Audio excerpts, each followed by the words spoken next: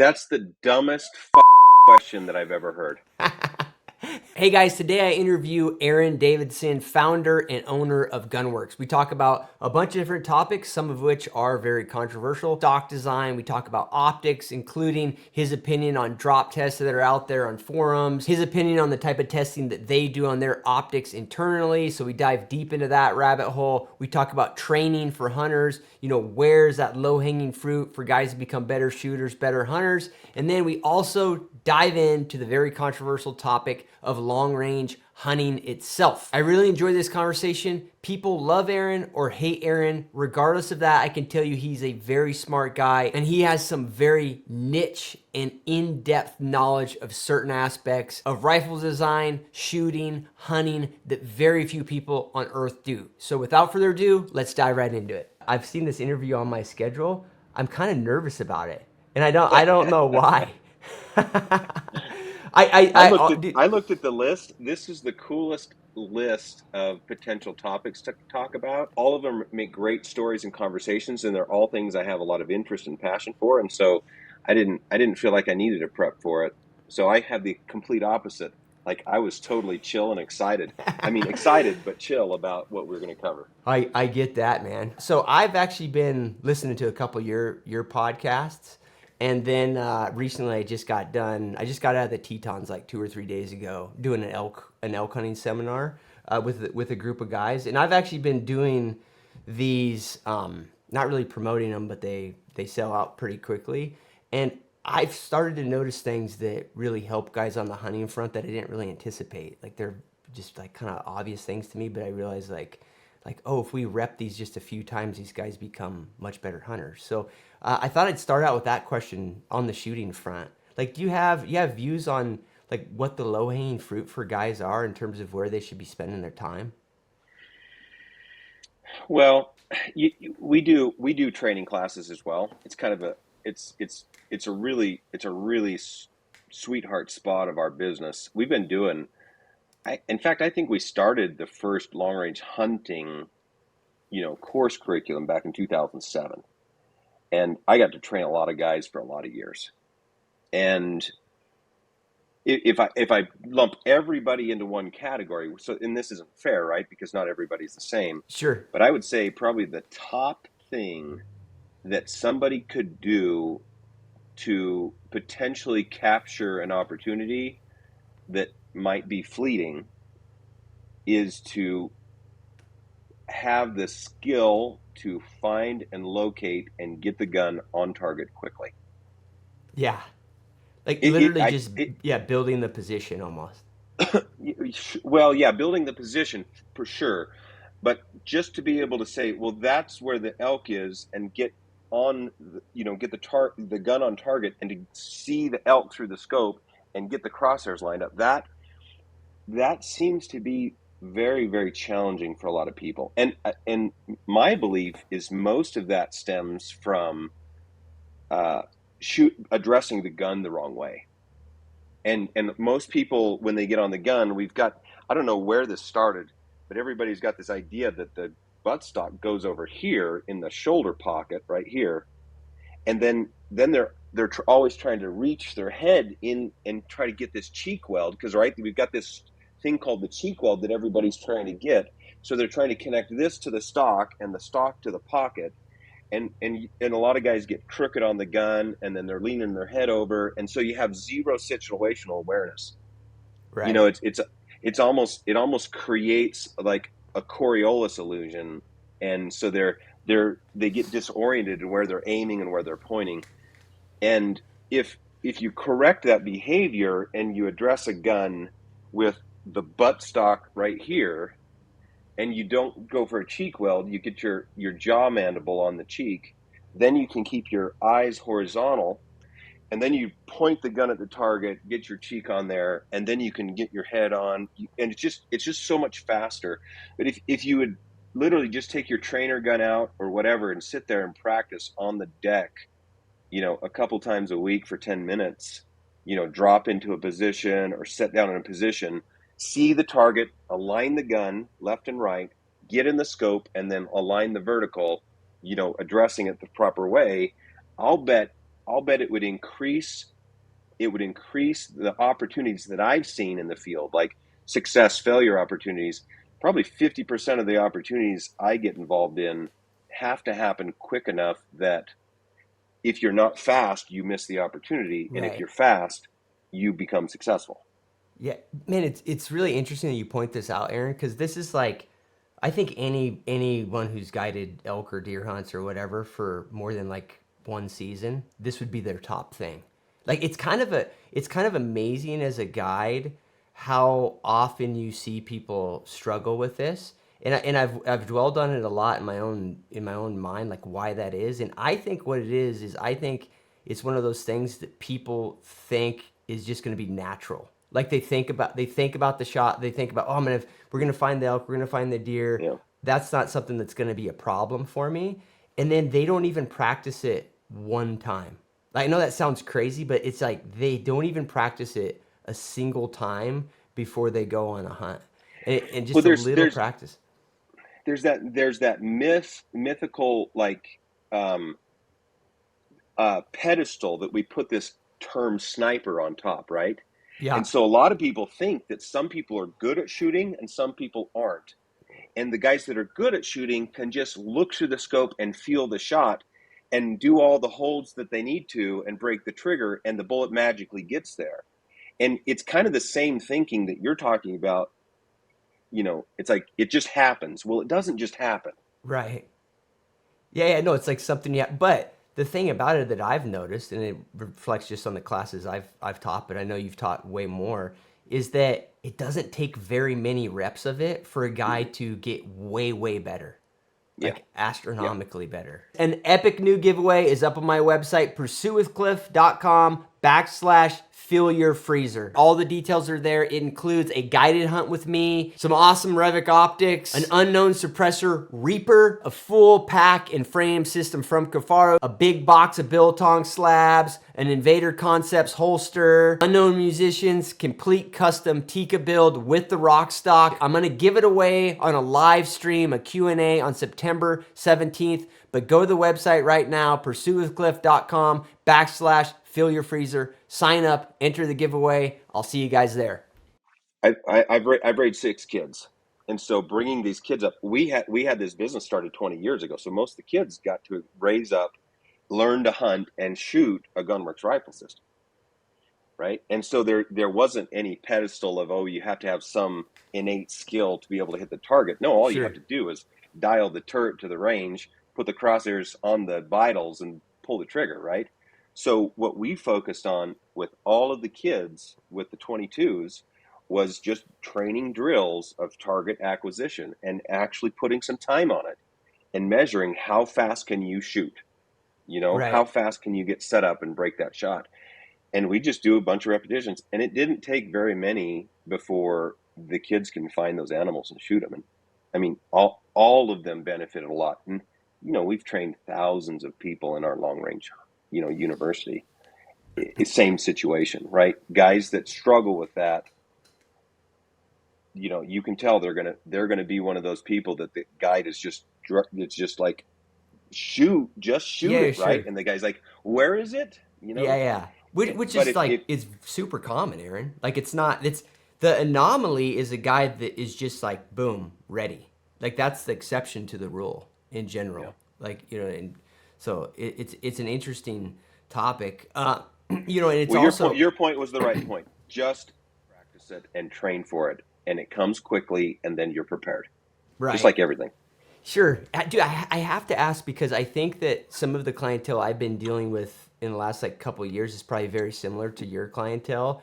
Guys that maybe got into hunting, when they're 30, 40 years old, maybe didn't grow up in a hunting family, a shooting family or anything like that, but they've gone down this path that they want to get into hunting. Um, I guess you could compare it to your kids with this particular subject. Do you think older guys are harder to train on this particular subject matter, or do you think it's just a rep thing?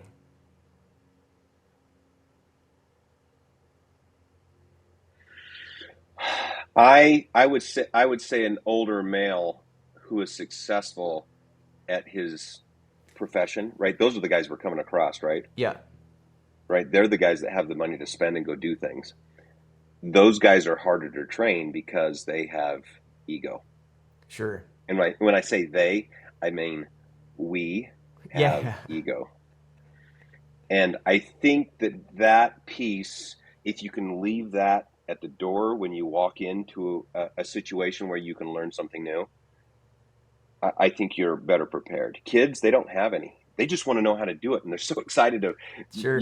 pull the trigger and shoot, and they want to be successful. And I think they just eat up that information. Obviously, their brains are working differently than ours are at this age, but I do think that it's just ego. Yeah, yeah, which makes sense.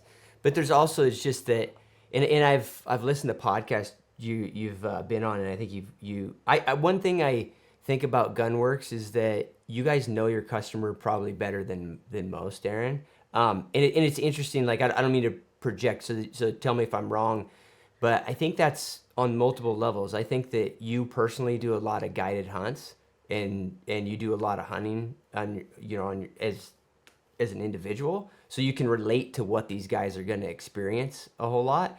And the other thing, you're an entrepreneur, and so you know that time is like a real problem. You know what I mean? Like it's like the time there's a hypothetical world where we all just get in, just tons of reps hunting, and we go to the range every weekend, and the customer that we're talking about just can't do that. I mean, it's just Well, I or would they say just choose not to. 98% of the hunting public doesn't do that. Right. Right. No, for sure. And so then the We question, we we know our customer well because we basically said, well, who do we want to work for? We want to work for the wealthy, smart, successful, awesome people in the world. yeah, We picked that customer.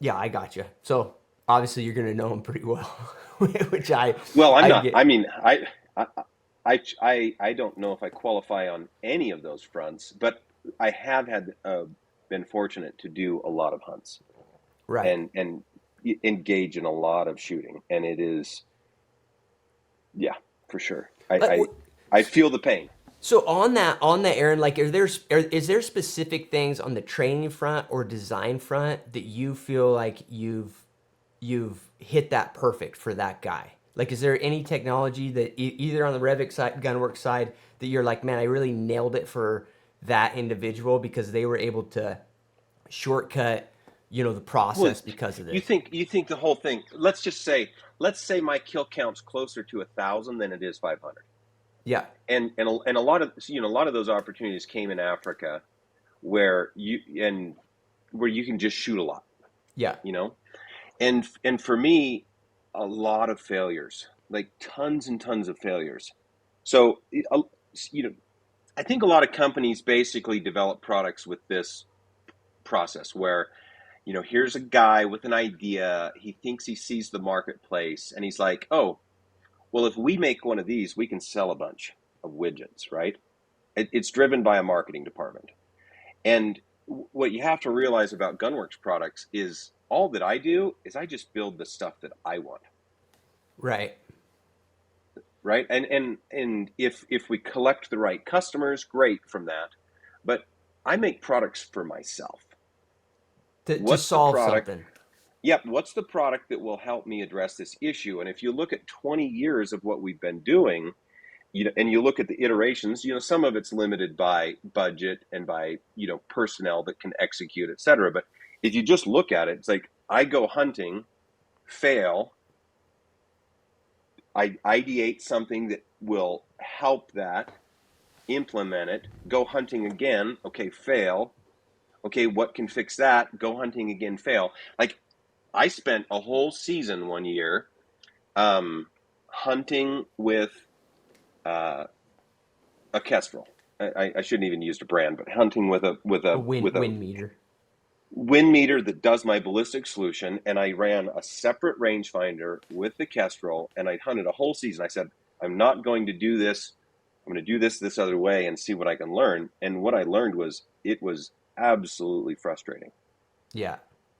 It's impossible to be successful in a real hunting environment where you don't always have this controlled, open time scenario. And I know Right. guys are fast at it and they can do well, but I'm telling you, man, there's hunting opportunities where success and failure is just seconds. Right. And so I tried and experienced that, and it didn't work for me. We've used binocular rangefinders since we invented the first ballistic rangefinder in 2010. Put it out in the market in 2011, and we had 5 years there where there wasn't a competing product. Right. Like, we had the only game in town, and so you're using a binocular, you push the button, you get a ballistic solution. So since 2011, like, we had already been beyond and past the clunkiness of this handheld solver that you have to make another part and another circle in your work stream. And to advance to the next thing, it's like, okay, well, NL Pures are the best binos. We had our BR4 that we introduced in like 2019 or whatever. That's the best binocular rangefinder that exists.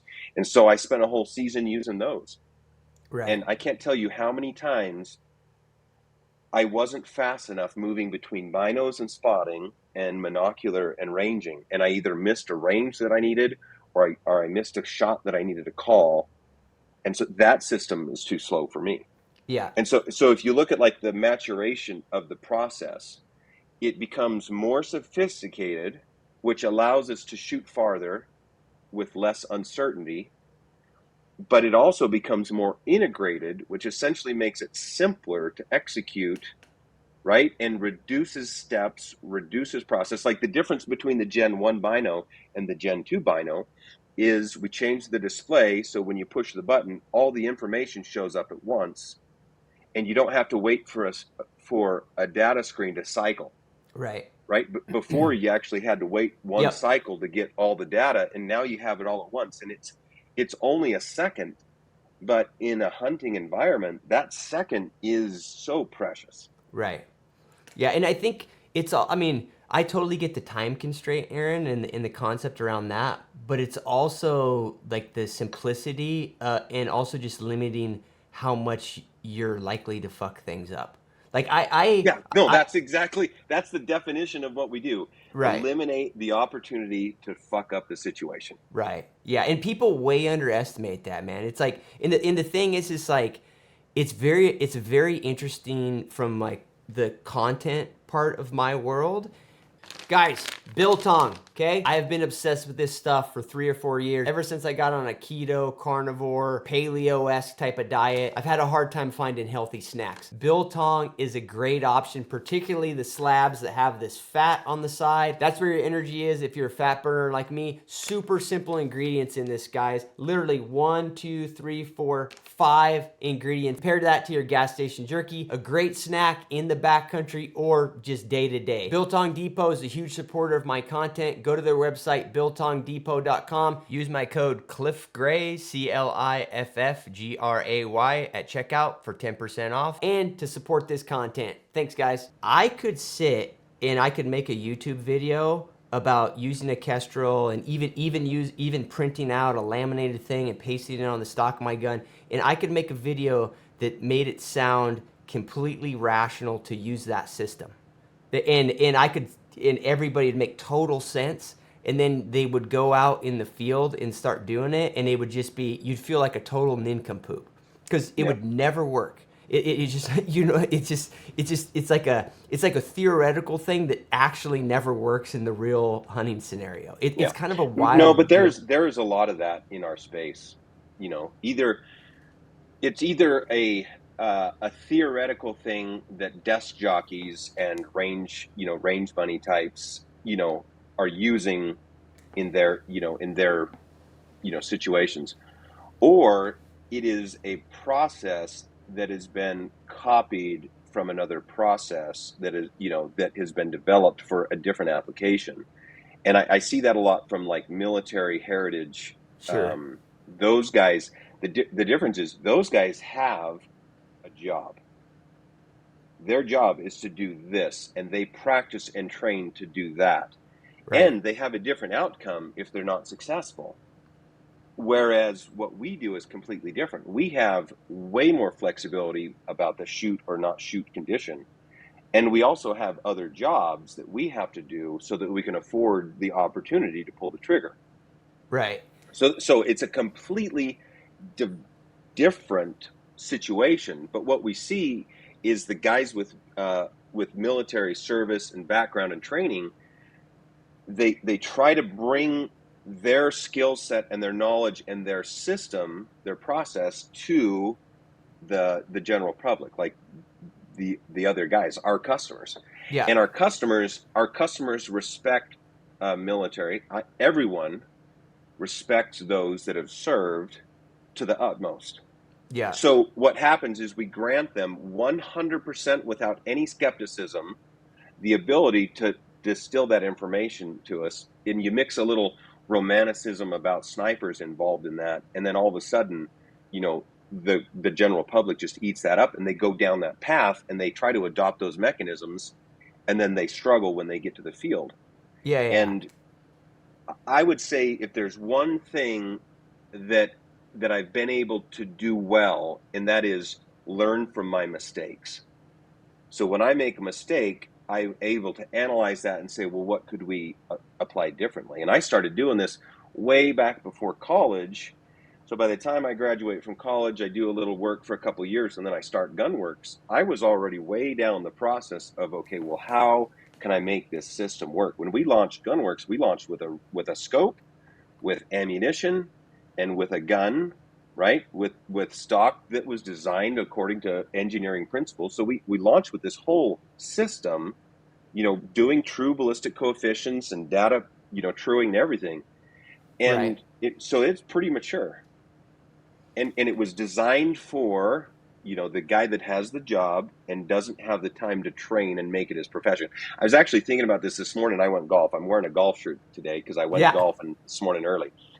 And I'm not a great golfer. My goal with golfing is to just be good enough that I'm not embarrassed too much when I go with everybody, Sure. right? And I was thinking about it. I actually, if there's one thing that I say I really, really want to be good at, it's aviation. Okay. And and not to brag, but I feel like I'm actually on the path to become a great aviator, and I'm really focused on exactness and perfection. Aaron, before It, you dive into this, I want to know. I'm a pilot too, but when did you start? When did you start flying? 3 years ago. three Okay, years ago. because I'm gonna like as you discuss this, man. I want to hear your opinion about how you were able to get good fast, and Okay. if there's any analogies towards shooting and hunting, I'd love to hear that too from your Yeah. perspective. Well, the point I was making with this was thinking to myself, because it takes me about 6 holes to warm up. Okay, So I sure. was just thinking, man, you know what? I'm not that great, and I'm okay with it because I can't be good at everything, and I maybe can only be good at one thing, and I choose for that one thing to be aviation, because if I'm not good at it, it's going to kill me. Right. So I think we have the same situation in the shooting side, right? Again, we have a lot of people that have chosen to be good at something that's different than marksmanship. And all they need to be is good enough, right? Instead of being embarrassed on the course, they need to be good enough that they still can make a good shot, or they could know where their limits are so they can shoot within their potential. Right. And I see this in our space a lot, and it really bothers me. There's a few things that I see in our community, and our community is big and varied and diverse and everything, but one of them is the people that have chosen to make this their thing, looking down the nose and despising or ridiculing people who have not chosen to make this their thing. Right. And that's our customer. Our customer actually is very wealthy and very successful, and if they chose to make this their thing, it's very easy to master. Right.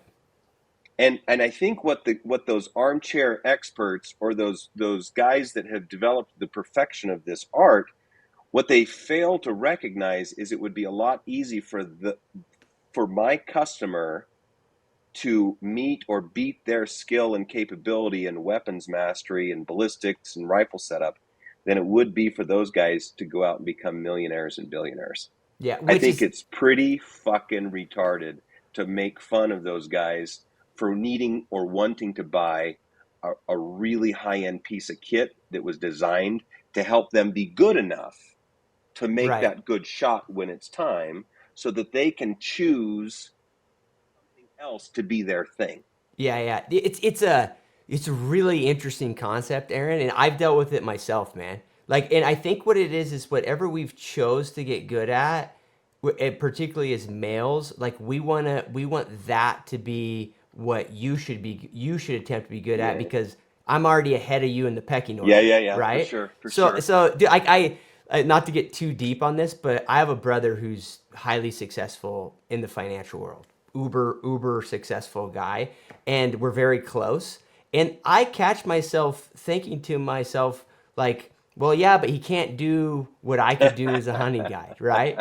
And it's what is that about? But I for sure make that mental thing, and it's like, oh no, like what he's doing is like insanely competitive, insanely hard in its own right. But I think you're exactly right, man. Everybody in the hunting and shooting world does this sort of thing. They're very good at it, and then the reality is also that it's probably not. Most of the people in this business, it's fundamentally not the best economic business in the world, right? So there becomes this like almost animosity towards like, well, you need to like put in your 10,000 hours in this, or you're doing it wrong. Yeah, It's a weird psychological thing, Aaron. And I know you're right because I deal with it personally. Like, you know, I'm yeah. conscious of it, so I don't let it like screw up my decision making process. But it's for sure the case, man. Well, Hunting what we're guides are the doing, worst. what we're yeah, for sure. What we're doing there is we're judging other people from our own frame and reference, Right. right? And which brings up the other thing that really fucking pisses me off, and that is when you try to impose your value system on someone else. Right. And that's not cool, man. And it's like we don't live in that country.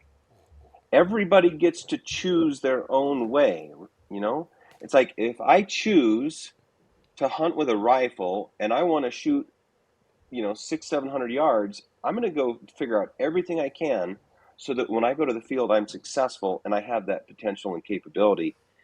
And and that's a choice on my side. And somebody out there wants to tell me that that's not hunting or not ethical. Right. It just blows my mind because I like who are they to tell me? Sure. That's a liberal socialistic bullshit way to look at the world. And Yeah. when we catch ourselves doing that, we need to pull back and say, man, we don't live in Canada. We don't live in China. We live in America. Right. Straight up. And the practical side of it too, Aaron, is like we could pick each other. I can pick apart. I mean, I do both. I archery hunt. I guide archers. I rifle Mm-hmm. hunt. I tend to be in like all this because of the guiding. But like I can pick apart an archer like from an ethical side as much as I can pick apart a guy that's shooting 1,000 yards. It's just like we Yeah. can go into these like all these rabbit holes, and like it's kind of just a circular waste of time in the end also. But you bring up a better point, is like it's personal choice, you know, what we choose to do with our time. Now it's interesting though, Aaron, I'll have you address this one because I'm sure you constantly run into it. And I have a membership group, and I threw out that I was going to have you on, and you know, like if anybody had any questions. And one of them, I believe was from a guy named Scott. He asked about like, do you feel, you know, with the GunWerks is for sure a brand that's associated with long range hunting. Do you feel like any obligation to make sure that, you know, people who are buying your equipment are not attempting to utilize it at further shots than they're capable of? Do you feel any That's the personal dumbest obligation? fucking question that I've ever heard. I mean, I think if you go back and read some cool stories, I'll tell you one of the authors that I got into in college and I was reading about and learning about, and it was so interesting, was Elmer Keith. Okay. And I'm a big handgun guy, and I've hunted a lot with a handgun. Sure. I've probably killed 6 deer and an elk and a bear with a handgun, Okay. and load my own hard cast lead bullets and shoot open sight. Sure. I loved it, and I used to archery hunt a lot as well. But when Okay. I started this business, I do this thing. This is what I do. Yeah, yeah. And if you read some of those stories, and one that comes to mind, like right up the top, was Elmer Keith. He was a scrapper. He was a guide. He was a gun guy. So guess what? He didn't have a lot of money, so he Sure. paid his way on a big trip up in Canada by being the wrangler and the horse guy and the camp I guy, got right, you. and helping. But now he's there. Everybody fills their tags, and he's like, okay, now I get to go out. And he goes out and he gets a shot at a sheep, and it's way out there. And he had taken some Remington bullets and modified them a little bit so they'd open at longer range and this and that. And then he starts lobbing lead out there, way out there, and finally hits one and connects on it. And I mean, let's just say that was some 1950s Remington rifle, right? Remington put it out there. Like, what Right. steps did Remington take to make sure that Elmer Keith wasn't out there freaking guessing, checking Kentucky windage, shooting stuff at 800? The biggest stone sheep on record's a Chadwick Ram. I think it's still the biggest one.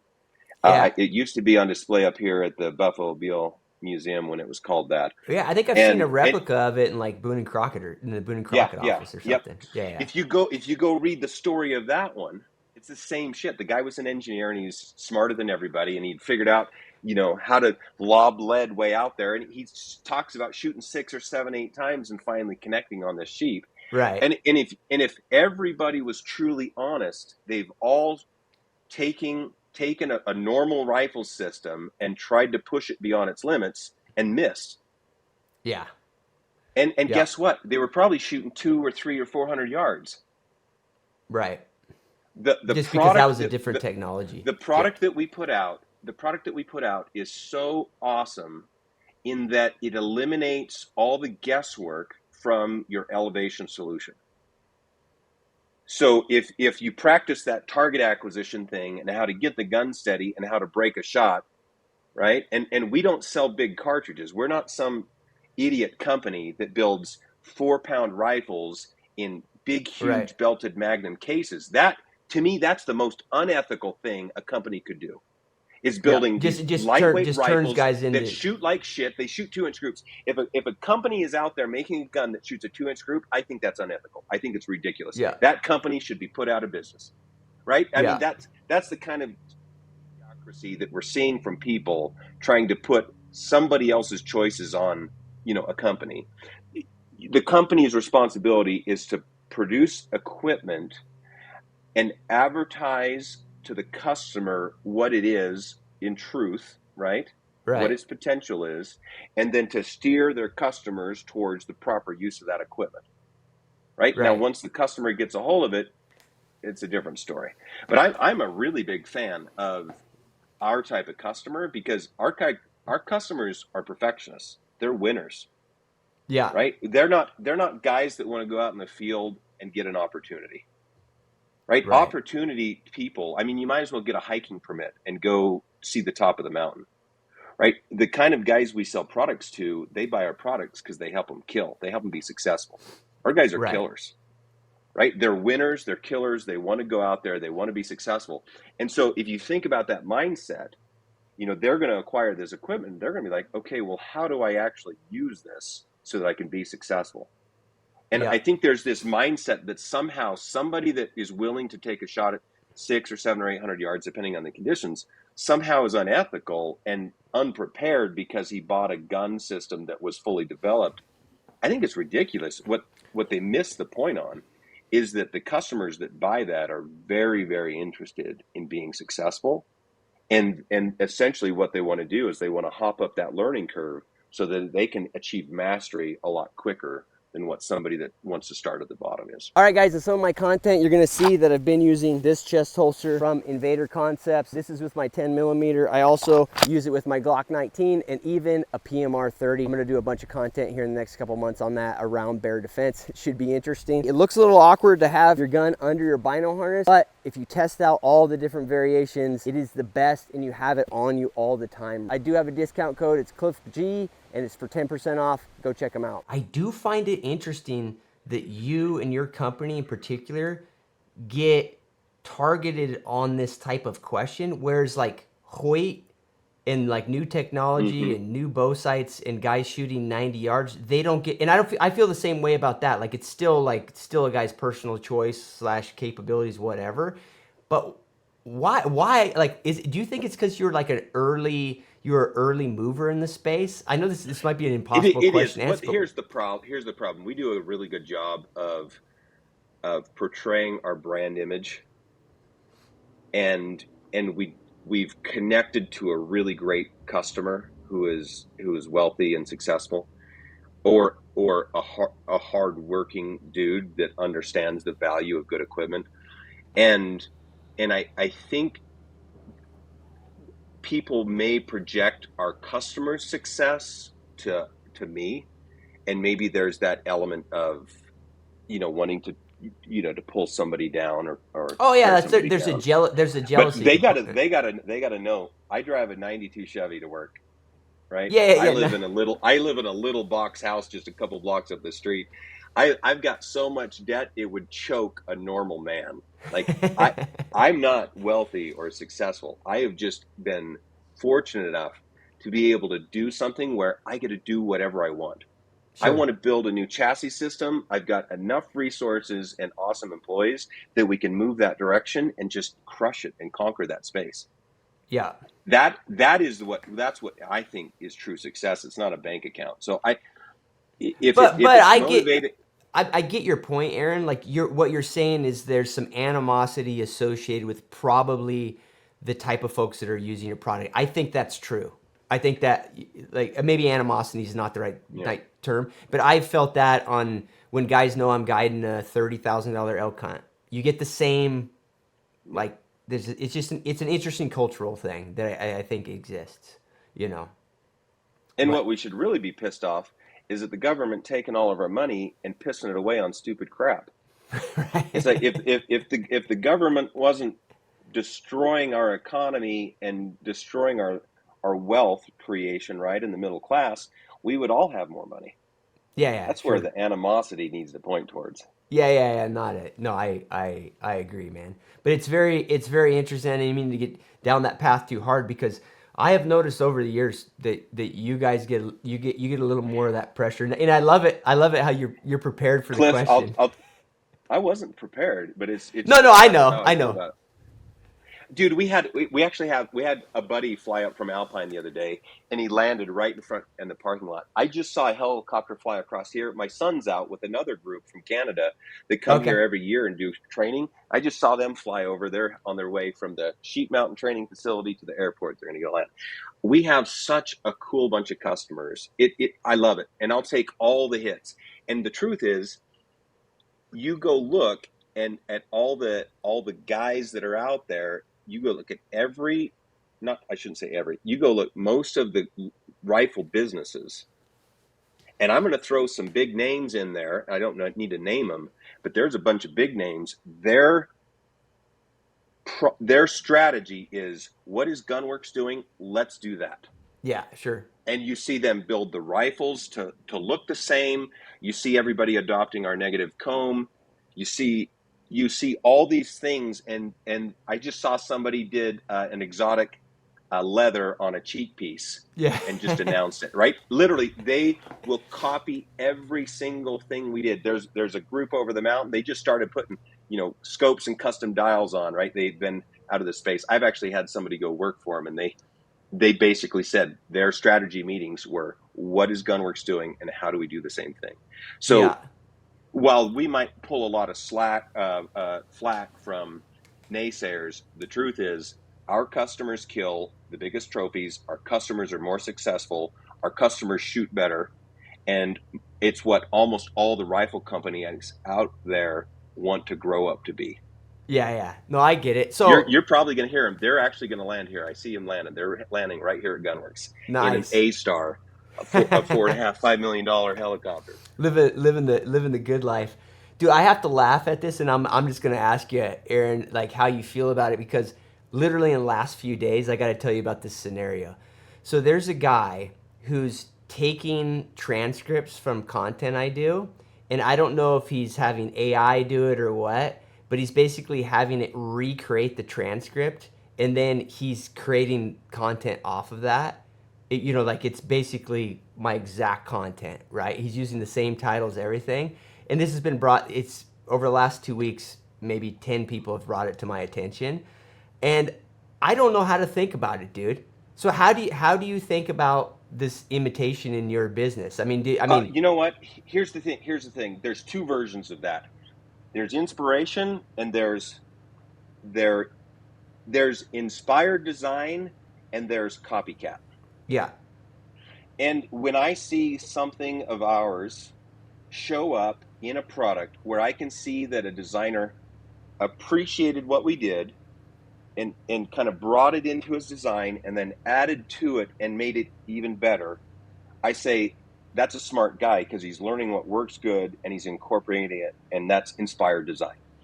And we do that as well. Like if sure. I see something great, I learn from that and then I create, more and better ideas from that.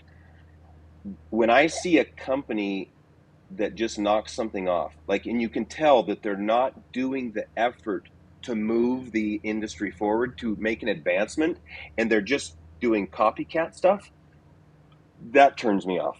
I think Yeah, that's really lame. I mean, and that to me, it's like I really quickly write off a company when I see them behave that way. But yeah, if they're moving it forward, and so on that point, I just want to say, if you go look at the industry today, and let's just touch on a couple things. I believe very strongly that a custom turret helps people shoot better farther. So that okay, 400 or 500 yard shot, when you're holding over with a reticle, is kind of sketchy. If you've got a turret and you dial to 500 yards and you put the crosshairs right on, there's so many thousands of people that are successful now at that 600 yards that couldn't have done it before and weren't successful before. They were shooting that distance, just not connecting. yeah, That ballistic turret and the mainstream of that product is from us. Like when we right, started showing that in 2007, and we started publishing videos and we started demonstrating how it works and teaching people how well it was, right? The whole industry followed. Within a couple of years, everybody was doing ballistic turrets, and it's become more and more mainstream. We yeah, introduced the first rangefinder with a ballistic solver on it in 2011. Guess what? In 2010, we made one of the first ballistic apps, and it was on a Windows Mobile 6 Palm Pilot, right? So there's a ballistic app and it's mobile, and we did it so that we could validate our rangefinder in the field and use it. There was no other product available other than there was a military product that Horus was making that they used. That was the first consumer-facing handheld mobile ballistic app. And then in 2011, the first rangefinder with a ballistic solver on it, right? Like, where is our industry now that we've created this whole ballistics on a rangefinder and we've pushed that forward? And you go look, we've got smart scopes, we've got online ballistics programs. We've pushed all of this stuff. yeah, Like we were doing ballistics and publishing ballistic algorithms and programs and products before Applied Ballistics was even a company. right. I think a lot of people overlook this first mover or initial guy. It's fucking hard to do something first. Yeah, There's sure. no one that you can copy. You don't get to say, "Oh, let's just make it like that." It's like it's obvious in hindsight, but when you're going at it from the first mover, it's not that hard. And we fucking beat our heads against the wall all the time trying to do something new or something first. And Yeah, I just yeah, wanted to make the point that the customers that buy our products, right? These guys that some people want to poke fun at and make fun at, or ridicule, or look, put in this position and say they're not as good as us, whatever. It's like obviously that's not true. but our customers that are funding our company are actually funding all of the cool advancements in our shooting space. Yeah. Because what company is bringing anything cool in precision space right now that we haven't already done? Right. Yeah. And, There, and there's nothing in, cool. it's There's nothing cool that's getting done that we haven't already done. And the reason why I was able to do it first is because we have awesome customers that appreciate that last 5%, that appreciate, innovation and pushing the boundaries and are willing to pay for it. And yeah, it's that like funds they're our company, and that funds the next innovation, which funds the industry. sure. Yeah, it's like any other industry. There's some companies that have R&D as part of their cost structure, and there's others that Yeah. don't. And you're Yeah, one that and you look has in our R. space, we spend all of our money on R&D. Yeah, Period. Because yeah, that's all and I want to that's do. I want to make cool shit. That to me is success. sure. Yeah, yeah. When I mean, there's got to be. It's got to be cool to see like your stuff trickle into other companies. You know what I mean, Aaron? Just to see like, oh yeah, like that's actually something that I introduced into the As you long know as into long this as it's world. something that I haven't patented, Oh yeah. you know what I mean? It's not, as long as it's not, something that we've tried to protect. Because if we Yeah, felt sure. strong enough about something to protect it, here's a couple stupid things I should have done. I should have filed a design patent on our flush Picatinny rail in the fore end of a stock. Such a great idea, to Oh put that in there. That's yeah, ending up in every stock now. Another yeah, one that I yeah, should have done a utility on was the negative comb, because that one is yeah, a functional thing that really changes the way a rifle recoils and behaves. That one's right. starting to show up in every stock.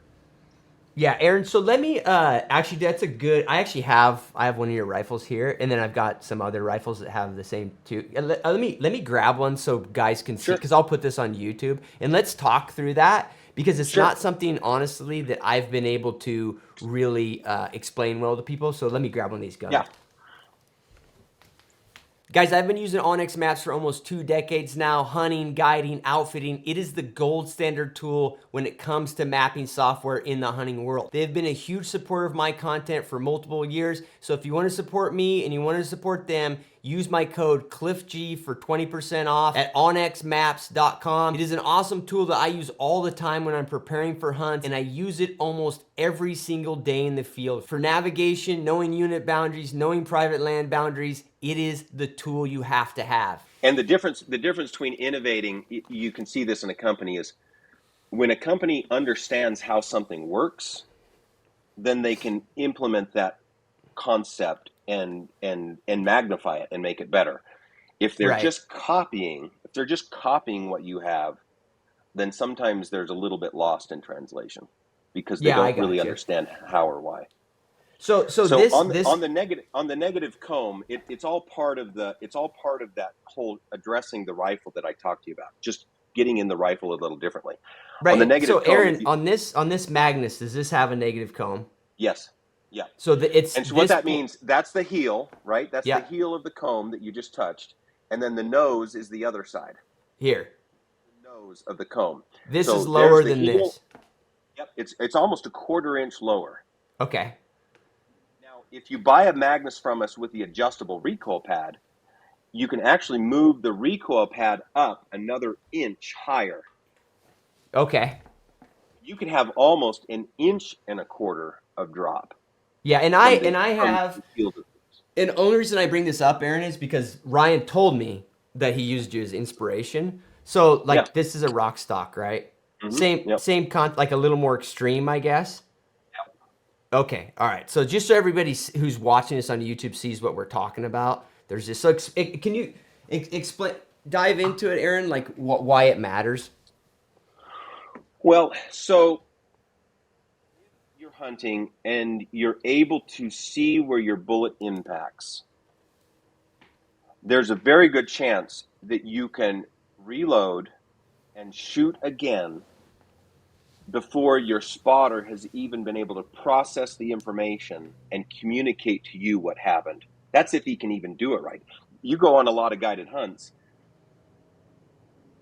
a lot of guides out there that definitely don't understand shooting, and they definitely don't understand spotting, right? And so just because it's not their thing, right? Their thing is Sure. how old is that sheep or how big is that, et cetera. So different things, right?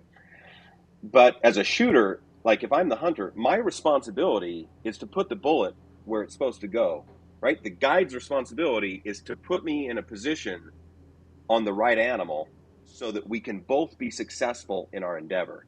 And I take that very seriously. So just because he can't spot, that's not his problem. Yeah. It's nice to have help. So I take that responsibility pretty heavily. I don't shoot big cartridges, and I want a rifle system that offers me the ability to control. And one of the biggest problems in a rifle system, besides too big of a cartridge and too light of a rifle, so let's make it number 3, is if you have design geometry where you get lots of muzzle rise. And so if you just think physics, you've got your barrel and all the reactive force because you're pushing a bullet out the end, the barrel's trying to go back. And if your shoulder is pushing down here, then that barrel has a big lever, a big moment arm is what it's called, to rotate the gun upwards.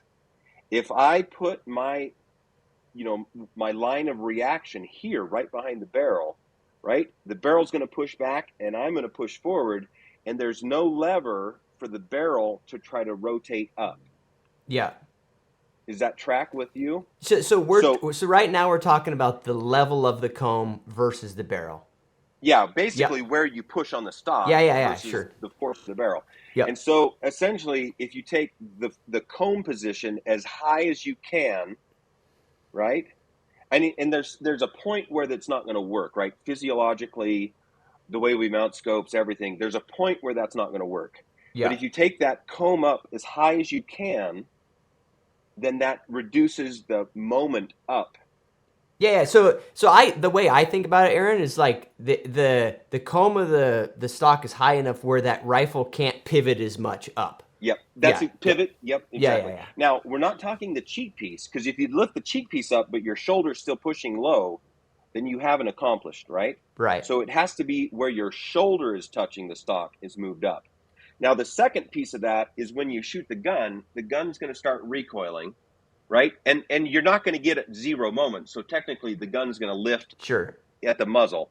So if you have a stock that slaps you in the face, it's going to feel like there's more recoil. So once that gun starts moving back, if it's flat, it's going to hit you in the face. If it's negative, even if it comes up, it's going to pull away from your face. Yeah. So it's going to feel like there's less recoil. So that's a benefit, because if you feel like there's less recoil, you're going to be less scared of your rifle. You're going to shoot better. Right. But there's a little sneaky thing that goes on when you shoot a gun. The gun starts moving before the bullet exits. So everything that we can do that minimizes our input into the gun, when the gun starts moving, it will make it less sensitive to us disturbing how the gun tracks. So one of those things is the negative comb, because once you shoot, it kind of pulls away from your face, and your face isn't pushing like on the gun. Yeah, exactly. So that's another reason why you see the movement from, gripping around the grip and holding it tight to unwinding and putting your thumb on the opposite side, is because the gun, if you have a right hand twist, the gun spins up and it tries to spin out of your grip. Yeah. And if you wrap around the grip, sometimes it spins out, sometimes it doesn't. That influences the point of impact. If you hold the grip light and you're not wrapped around, you're not controlling it, the gun breaks free more consistently. There's 100 little things about the way the gun reacts and moves that are so important to make that consistent, let's say, release of the bullet possible. Right. We did a really exaggerated cheek piece before. We kind of came back into something that was a little more normal. We also did a really flat toe line. So let's talk about that toe line on the bottom, that rock stock. The toe line. This is what makes it ugly. At least, I'm not trying to shit on Ryan, but to me, this is what kind of makes the stock a little ugly. So the toe line is flat on that. Yep, right here.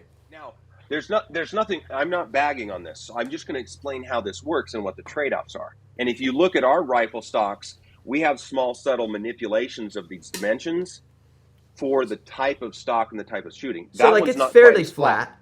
Yeah, it's pretty Not flat, quite. right? It's probably a half inch or 3/4 of an inch difference. Yeah, yeah. So let me tell you what the trade-off is. Flat is really cool to shoot.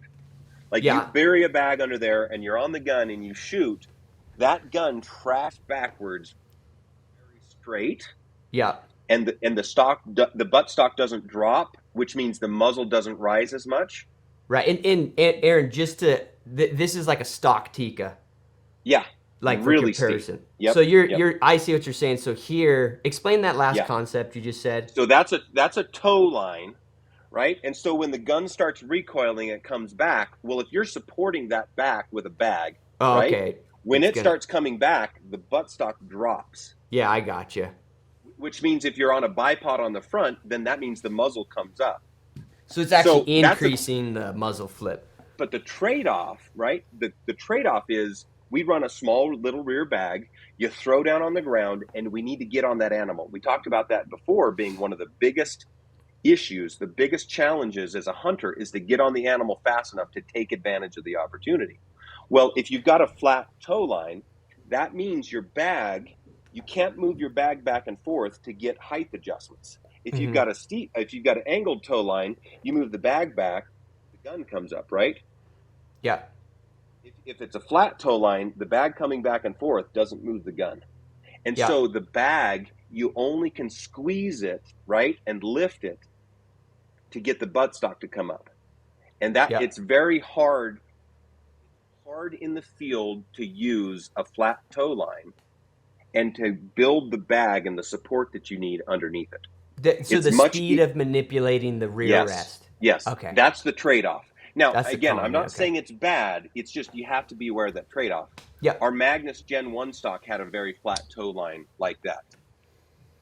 Yeah, I got you. And then you guys came back a little bit because of that element. Yeah, yeah. Okay. Yeah, yeah.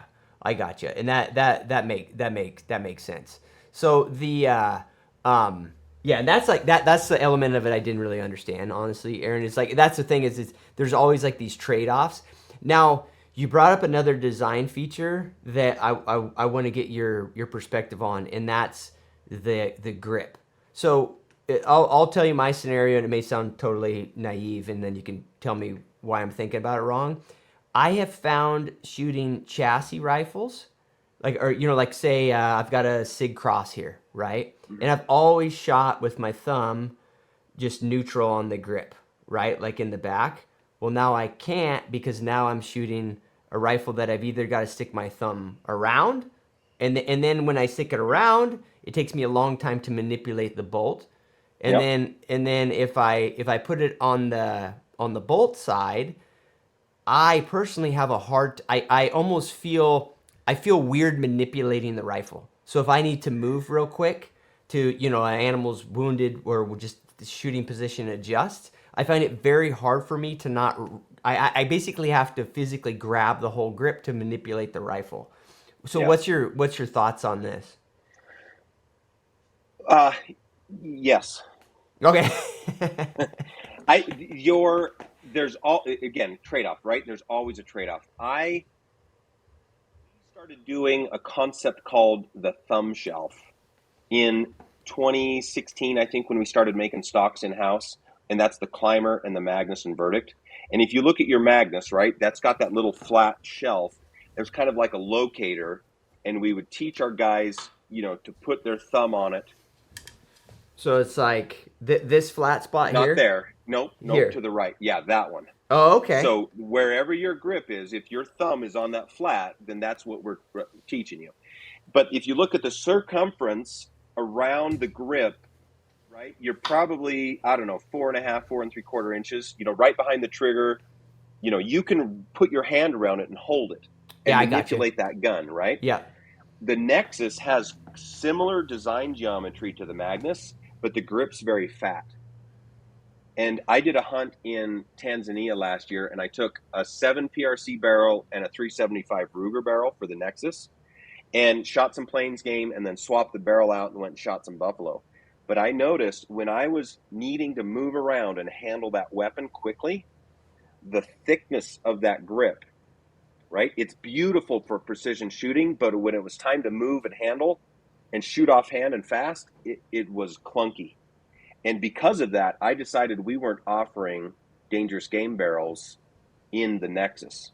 Oh, okay. I could have sold a bunch of them, right? But it's like, it's not right, so I'm not going to do it. Yeah. But It, that grip it's very subtle. I'm going to see if I've got a climber in here. I don't think I do. That grip right there is a magnificent work of art because we've been able to combine really fast handling with just enough of vertical for precision shooting comfort with if you look at the toe line, you've got your comb and then your toe. If you bring the toe line up a bunch, then you have the grip that sticks down. And one of my biggest pet peeves is these grips that stick way down because they're trying to make it big enough to hold on to. Well, yeah. we did like this Prince of Wales, rounded style grip, and it's absolutely magnificent about, creating a fast handling weapon. But every stock, there's performance geometries that you have to do just right for the intended purpose of the stock. And that's on the chassis. We're about to launch a new chassis system I've been working on for 3 years. And we have done so many hard things on this because I refused to put an AR-15 grip on it. Yeah, so like a flat. It does that it doesn't have a flat. I mean, I haven't seen it, but it doesn't have the Yeah. flat where you have No, to put and your guess stuff. what? You want to run a rear bag, we have a traditional toe line on it. Okay.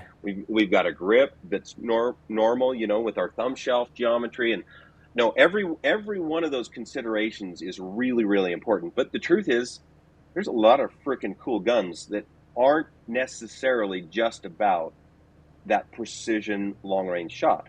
Like Right. I have a Q, I have a Sig Cross, I've got one of just about everything. I Yeah. love all of those cool weapons. They're just different applications, right? And they handle differently, and you train a little differently with them, and you just deal with it. Yeah, no, for sure. But like the thing is like it's a thing of the practicality of like this the Sig Cross. It's the first collapsible stock I've used and had clients use, and I love Mm-hmm. it because we can stick it on a backpack, and it's Mm-hmm. almost like not having a gun. You But it's know? not. But it's not an. It. Here's the thing that a lot of people get lost on. What is the primary directive of the weapon? It's to make the shot, Right. and it needs to be prepared to make the shot. Maybe after you fucked up the first one. Sure. Yeah. And so you have to design a weapon for the primary purpose, and truthfully you have to carry a weapon that's designed for the primary purpose and deal with whatever that carry situation is. If the primary objective is carrying the weapon, Sure. then Yeah. that Yeah. means you're likely sacrificing on the primary directive, which is a kill. And Right. that's why I've always been a little bit of an anti on the lightweight gun. And I mean, we build some really cool light guns, but I don't think customers are really read into truly what you are sacrificing to Oh run, yeah. Yeah. Yeah. And either a different configuration or a super light or whatever. But yeah. there are massive sacrifices in shootability, and it's not always the first shot that suffers. I shot my last stone sheep, or sorry, my last sheep that I shot was a stone, completed my slam, and we're way up in Alaska, and you travel for days, and you go float planes, and then you horseback all the way in, and then you hike your ass off to the top of the mountain, and you get to the last few hundred yards, and there you are. Right. And this is a great story about communication. We I've been on a lot of guided hunts. I do a lot of DIY stuff. I love all hunts. Sure. I don't ever throw shade about one thing or the other. I love paying somebody to go do a hunt. It's a Sure. great experience. I meet so many awesome people that way. So, but I've had some guides. I've had guides before. I've had guides that were just there to give you a ride. Sure. And so we were riding these big, huge, massive draft horses. We're way back in there, and we're having just a wonderful time. Myself and Garrett, we're on a hunt. He's shooting a goat if we see one, and I'm shooting a stone, and Cool. we're just amped, right? Beautiful. And we get out there and we hunt for 4 or 5 days, and we don't see a lot of sheep, and we see a couple that weren't legal. And so the legal requirement, right, is it has to break the nose to be a full curl. And so we're looking and we're looking and looking, and we finally see this small band of rams, and from way, way back, and we see them, and we're like, the guides are like, hey, I think that one might have potential. And I'm looking at these rams, and I see this big, heavy horned ram, and I'm like, he's clearly like a 3/4 curl ram. Yeah. And I'm like, no, I don't think so, guys. Because I knew what was coming. They were going to want to fucking walk over there and get closer. And I'm like, no, that's not big enough. Let's just save that calories Yeah, it's going to go eat up back your to camp. time. Yeah. Exactly. Well, that's not how I was thinking of it, but yeah, Yeah. for sure. It's going to be a pain in the ass is what it was. Yeah, sure. So we move in closer, right? And we're on foot now, and we're just hiking in there, and we get closer, and we're looking at it, and they're talking, and I'm like, come on, guys, you don't have to put this big show on for me. Like, Yeah. we can just, it can be an opportunity, and we can move on. And they're like, no, we think that this one might pass. And I'm looking at it, and I'm like, it's clearly not the ram. And we do the whole stalk. We get all the way in there. My fucking feet are killing me, and we're set up, and I'm on this flat little bench of shale. We've crept over, and we got the sheep bedded down on a knob about 450, 60 yards away. Chip shot, right? Yeah. Absolute fucking chip shot. And we're filming, and nobody realizes how hard it is to go capture footage and capture a hunt sequence and film it. Oh, yeah. Right? They don't realize that. We have guys in the company that do it. I put out a bounty once. I said, anybody in the company that wants to go on a hunt and film it, I'll pay you $3,000 cash for a good kill shot, and I will pay you time off for the time you took to go do it.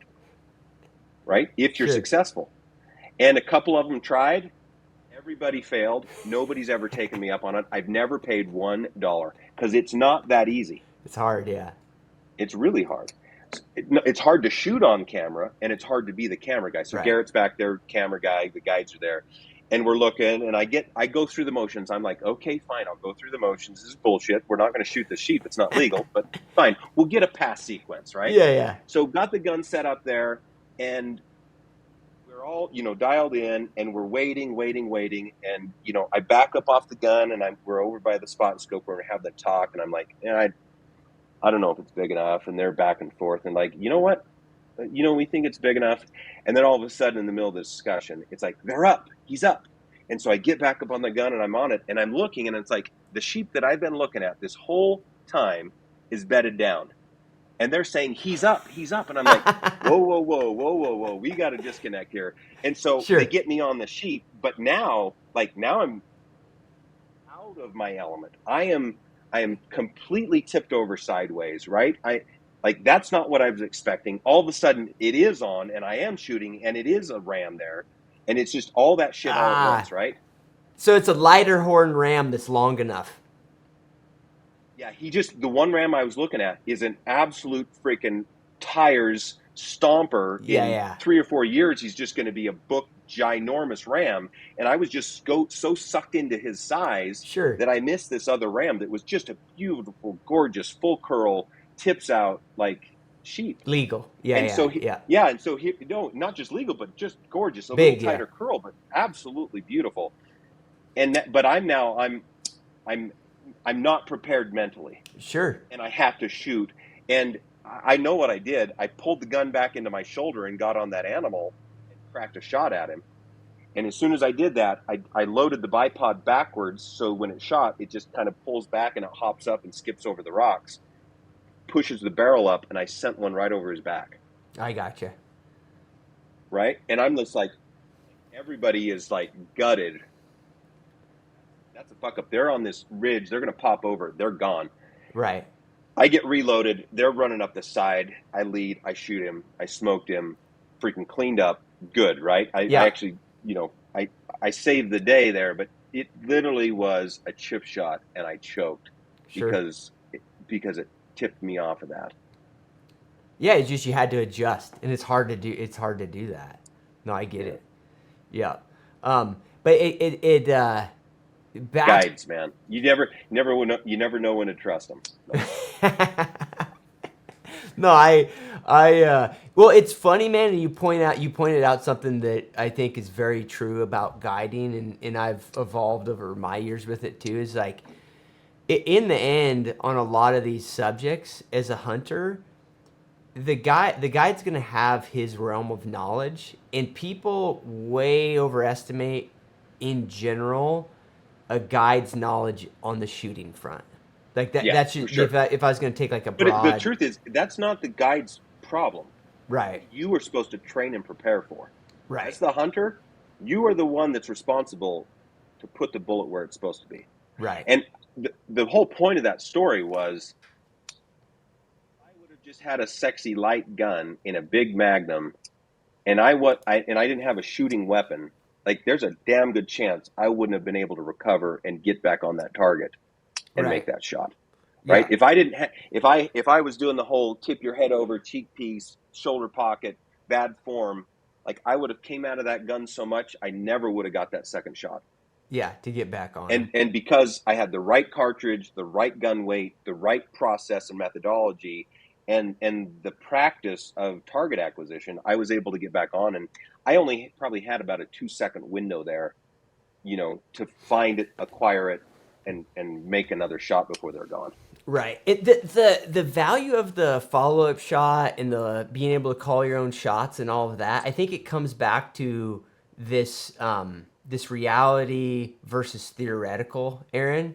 There's hunters. That's what, yeah. What's that?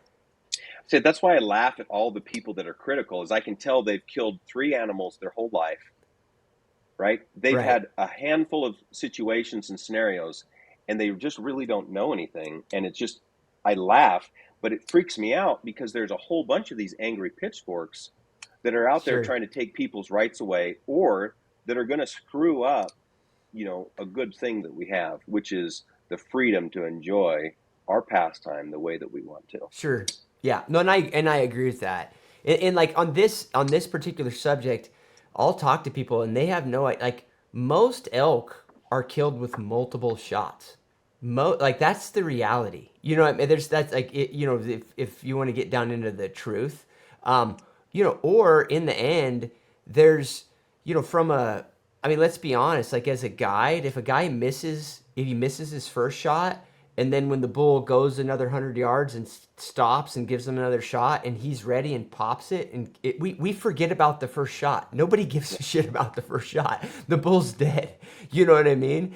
But so it does matter a whole lot, and this is somewhere where I've evolved a bunch too, because I've started to shoot smaller cartridges and kind of gone down Yeah.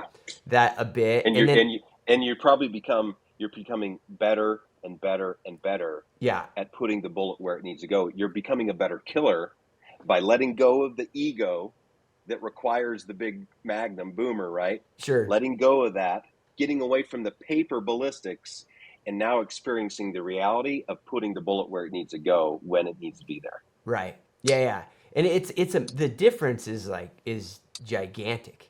You know what I mean, between the two. And what's weird, Aaron, is I've always had in most of the elk camps that I've owned or been guiding in, most guides there's always actually been a bit of an undercurrent of like the 300 Win Mag guy or the 338 guy. And it's almost like it showed up statistically, like in the culture, is like, because guys will make fun of them. They're like, oh, like who's gonna take the guy with the 338, or what? Because Yeah. and then because it's just because over You know where time. that comes from? Go It ahead. comes from fucking gun riders that don't know their ass from a hole in the ground, telling everybody that they have to have 2,000 foot-pounds of energy to kill an elk, Right. Yeah. right? Or whatever the story is, right? It's like, and so guys that haven't had the experience, they're just following the wrong people. We see it in shooting and training all the time. They're following the wrong people. They're learning the wrong information.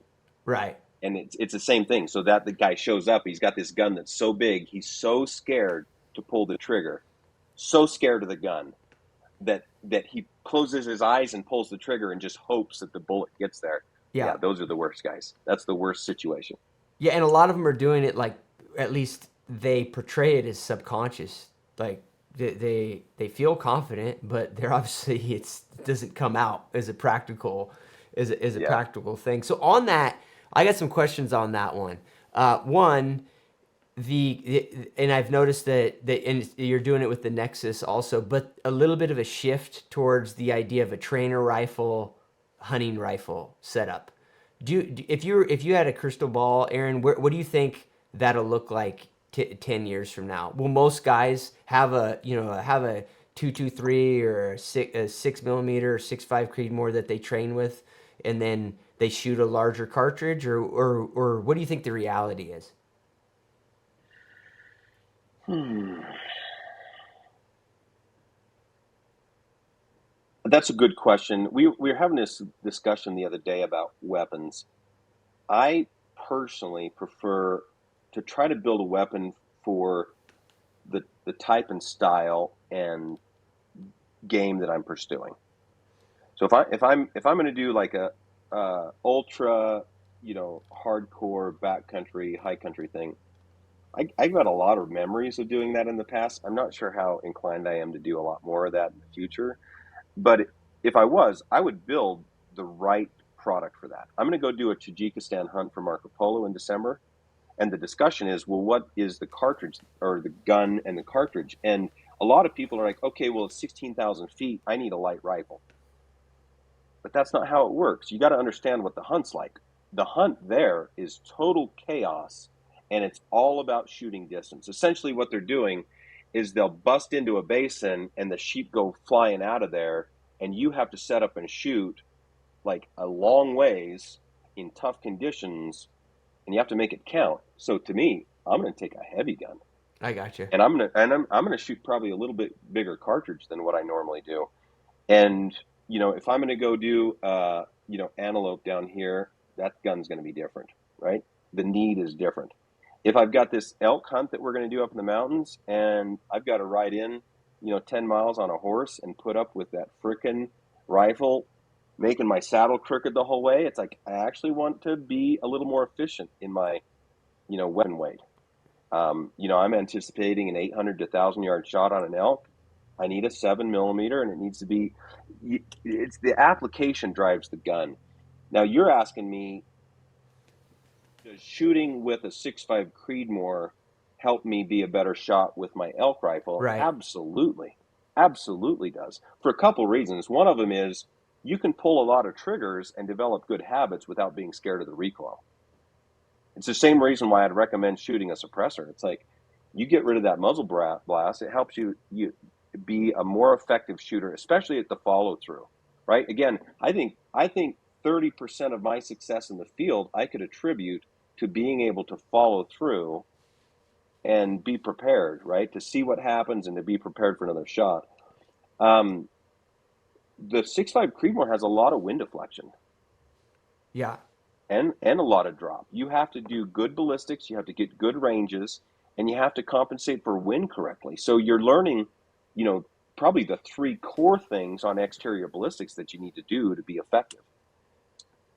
The It, marksmanship side, less recoil. It's like I love it, and I don't know why you'd want to do something besides the 6.5 Creedmoor. You could say 223, but those are very ineffective at distance, and I think the recoil is probably a little too small to really prepare you for a big game rifle. So I would say 6.5 Creedmoor. Ammo's cheap. All of it shoots good from all the manufacturers. There's a million guns. You can have whatever configuration you want. And when I buy a sample weapon from another company, I always buy it in a 6.5 Creedmoor. yeah. Yeah. And like you say, there's tons of availability now. And so you're basically saying that's enough recoil reduction to justify as a training rifle, and you don't Yeah, necessarily need to go smaller yeah, from your perspective. Yeah. I And think so. that, I think there's a thing that happens in our space right now that's a pet peeve. There are so many um, competitive shooters, shooters from that sport. And there's so much information out there where people are shooting, 15-pound weapons in, six right. BR, 6.5 Creedmoor, etc.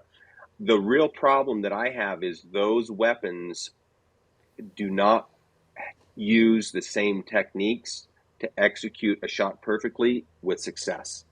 So the risk you have is if you reduce the recoil enough that you are not preparing yourself to manage the weapon's reaction and controlling the point of impact shift by developing consistent results with a weapon under recoil. Yeah, I And gotcha. there is a lot going on there that is super important. So Yeah, you so could basically I would train yourself. caution I'm sorry, go ahead, Aaron. people from building a trainer that is too low in recoil impulse, that you miss out on a very significant part of weapons training.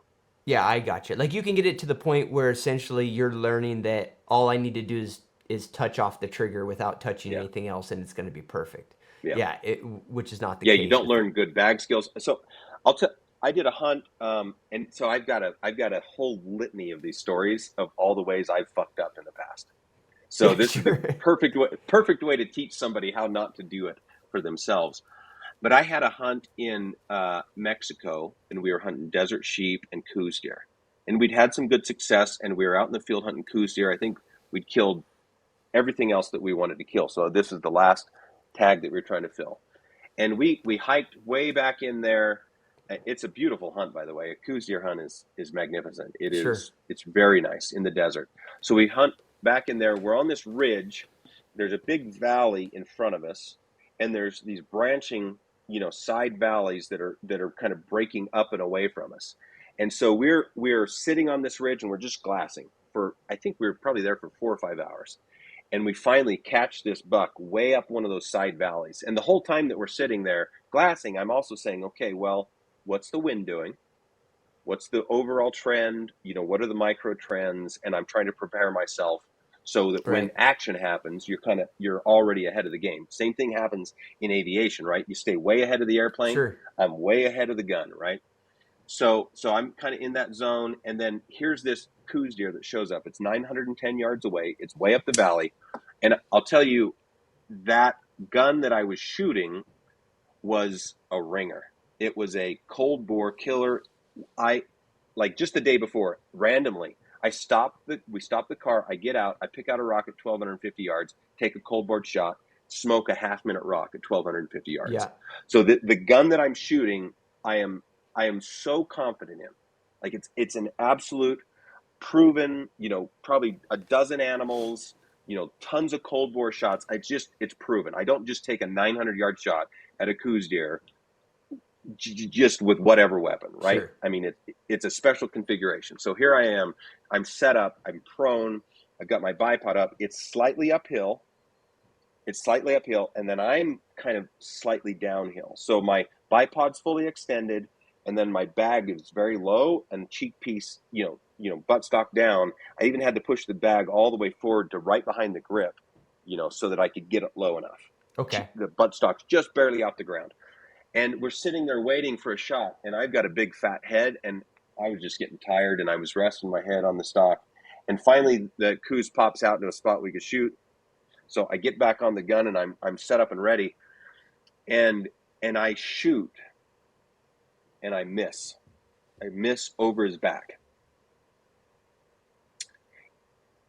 I'm thinking, okay, well, this gun's money. You're right. So there's a wind condition up this valley that I'm not recognizing. And so I reload and have another bullet in the air in just seconds. Yeah. You made the adjustment because I saw right where the bullet went, made the adjustment, had another bullet in the air before that deer had even reacted, and shot, broke his leg right there at the bottom of the shoulder.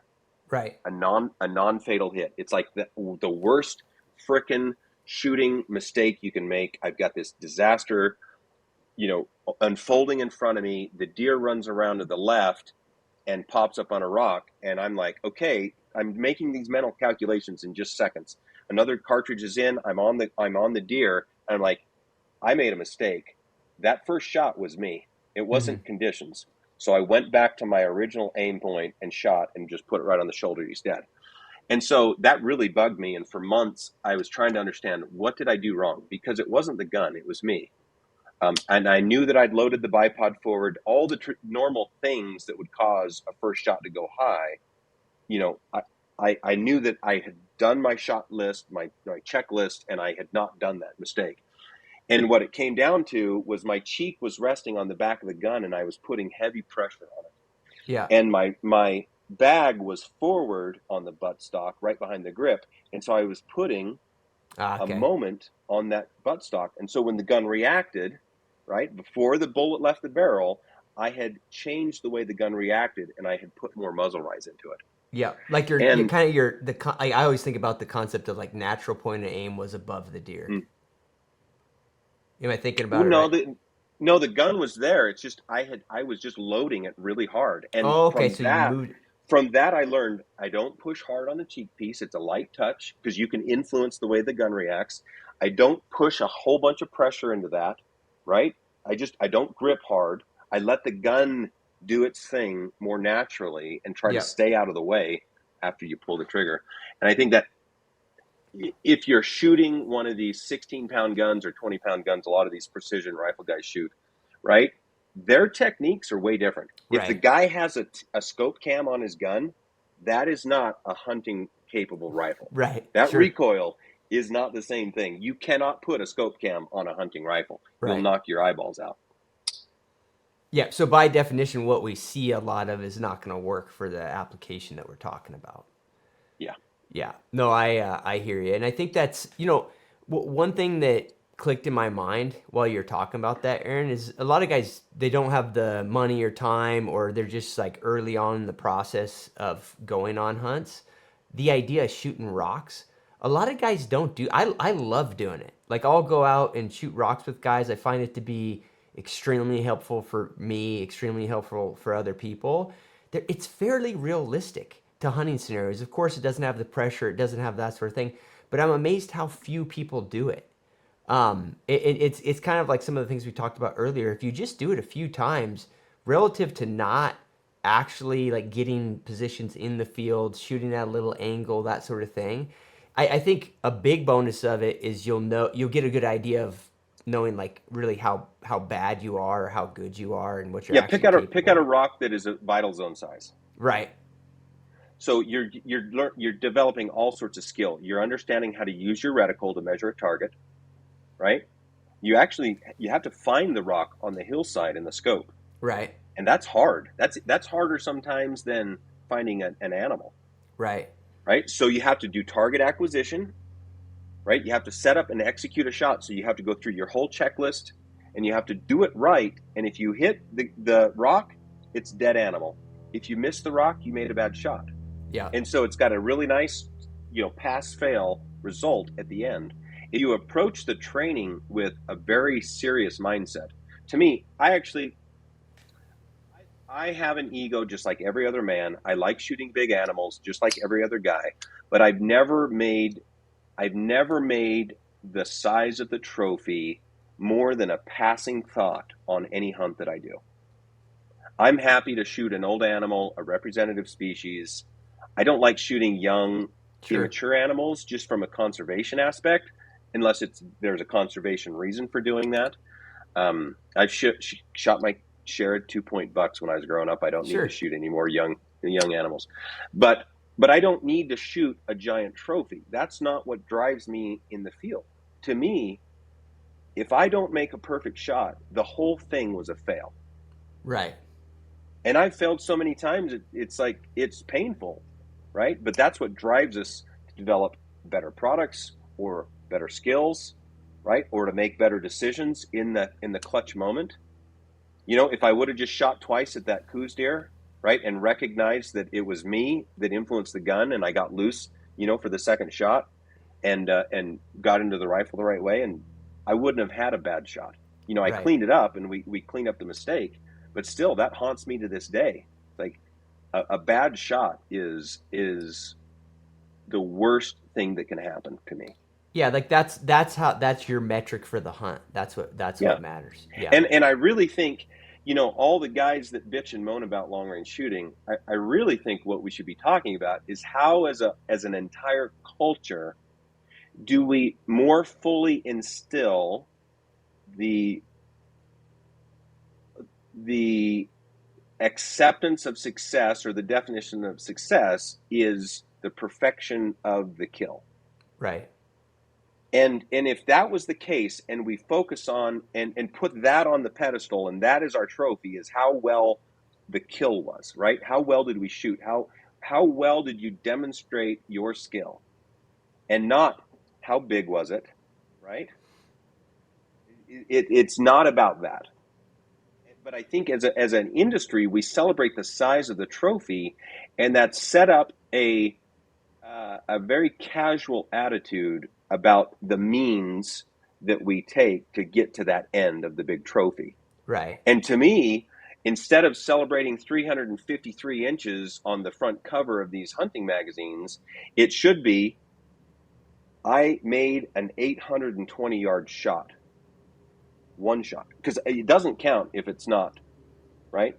Right. If you that shot at that Coues deer doesn't go on my bragging board wall. Sure. That was a mistake. That was a learning exercise. Something you learn from, right? Yeah. But that perfect shot, when it comes together, and it doesn't matter if it's 400 or 600 yards, whatever the distance. Right. When you accomplish a wind hold, when you get set up in a tough position, when you execute everything exactly the way you're supposed to, just like greasing a landing on an airplane, you're like, right, frick, there's nothing better.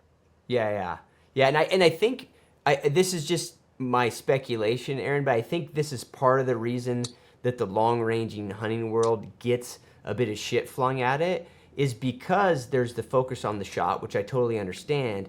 A lot of the content out there shows the shots.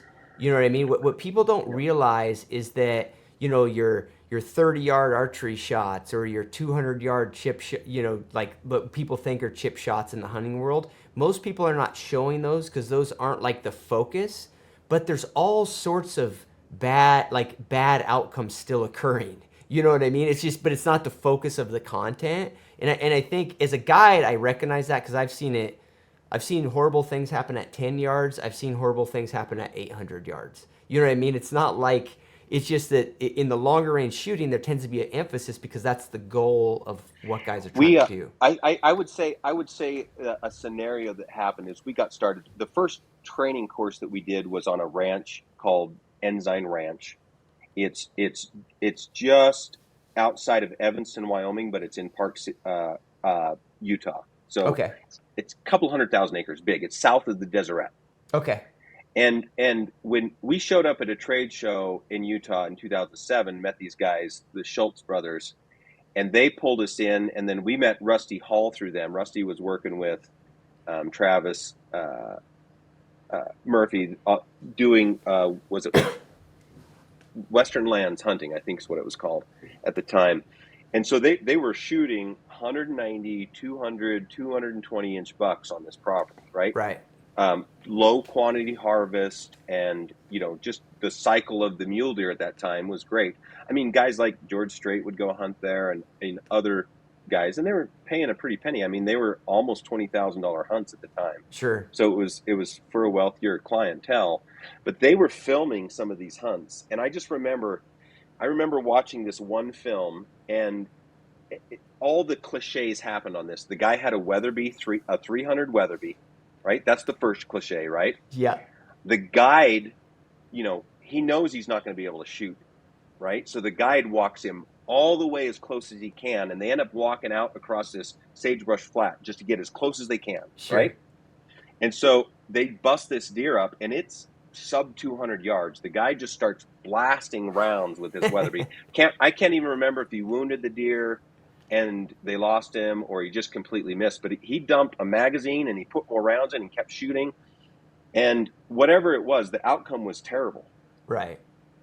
And that represented the normal mode and method for hunts in general at the time.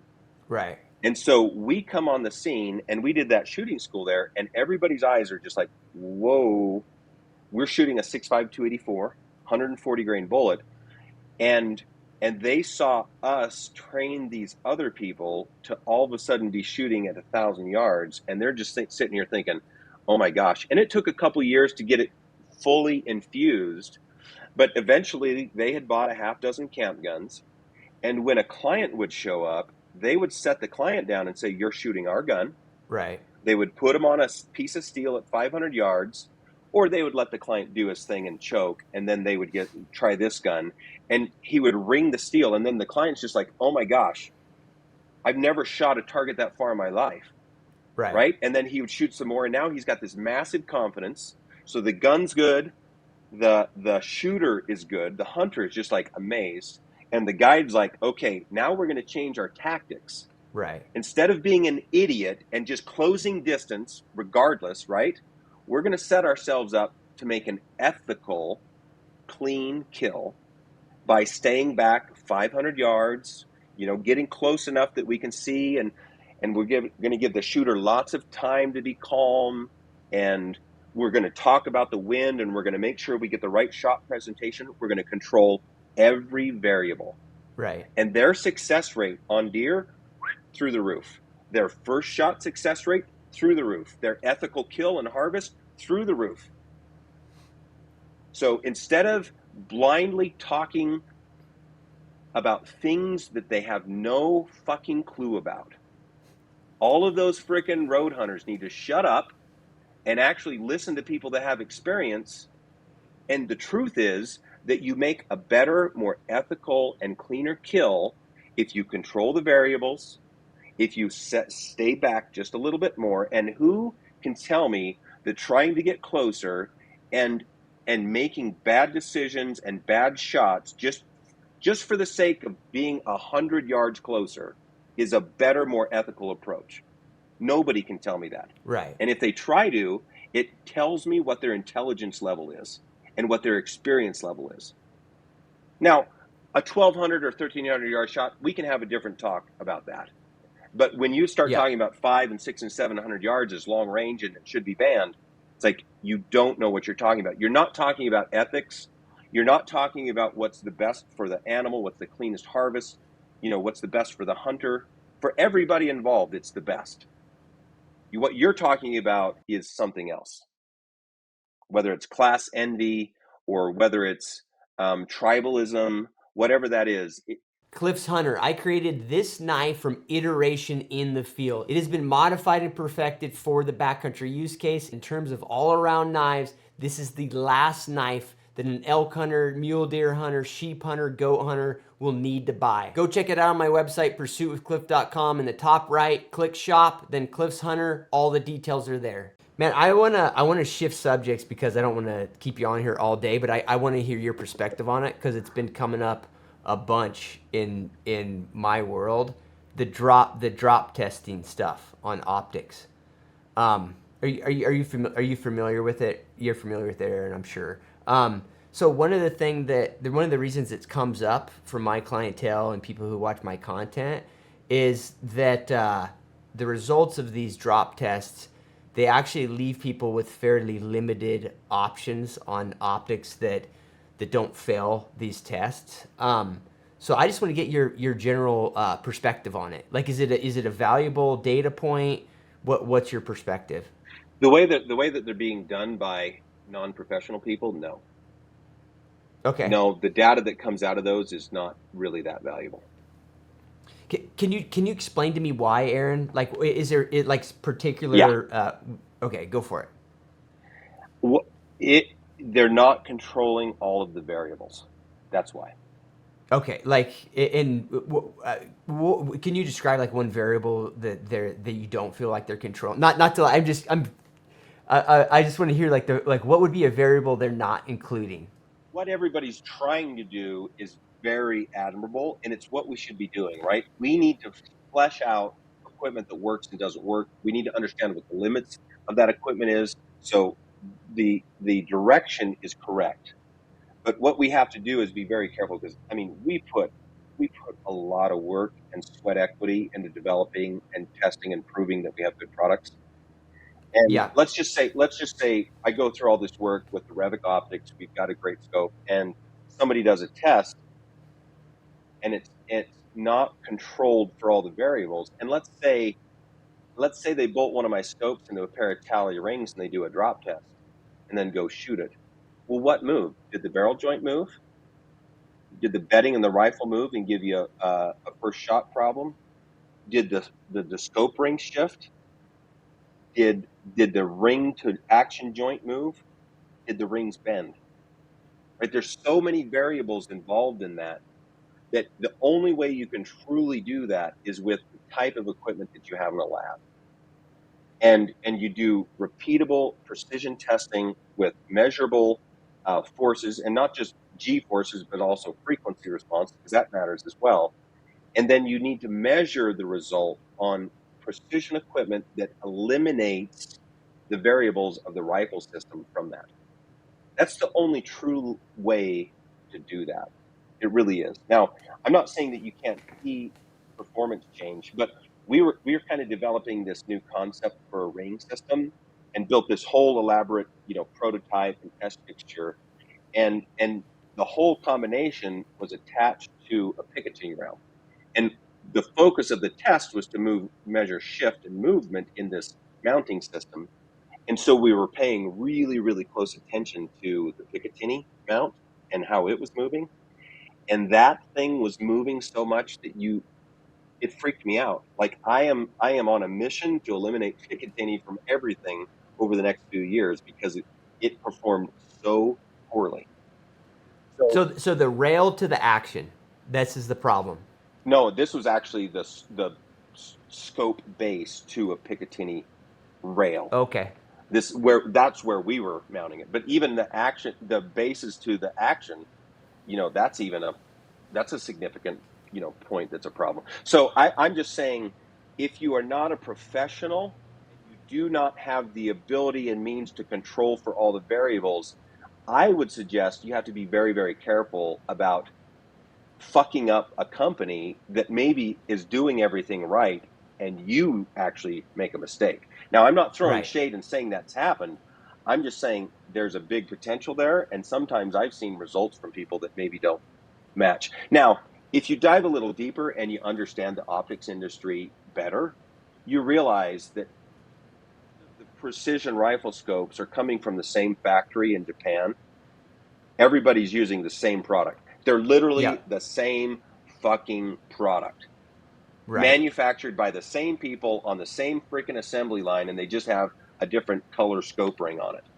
Now, if that's the case, and you bring that product in and you do a test, and this one tests better than this one, it makes you look like a dumbass because it's the same freaking product, right? It just Yeah. shows the vagaries of that system and the unreliability of testing without having the right test equipment.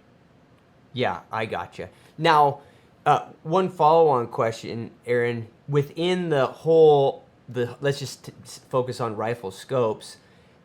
Assuming that they're coming out of a lot of the same facilities, I'm sure there's a cost structure different in different scopes. And in your experience, is there, say a $500 scope and a $2,000 scope? Is there a measurable like durability difference in them in certain cases?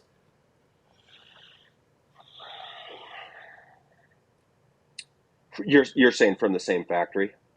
Yeah, yeah, because I'm assuming that one of the reasons that there's a cost difference is the inputs and the specs that that factory is putting No. on the the retail $800 scope versus the retail $2,500 scope. They're doing something different. So does Let's that let's come let's out in take durability?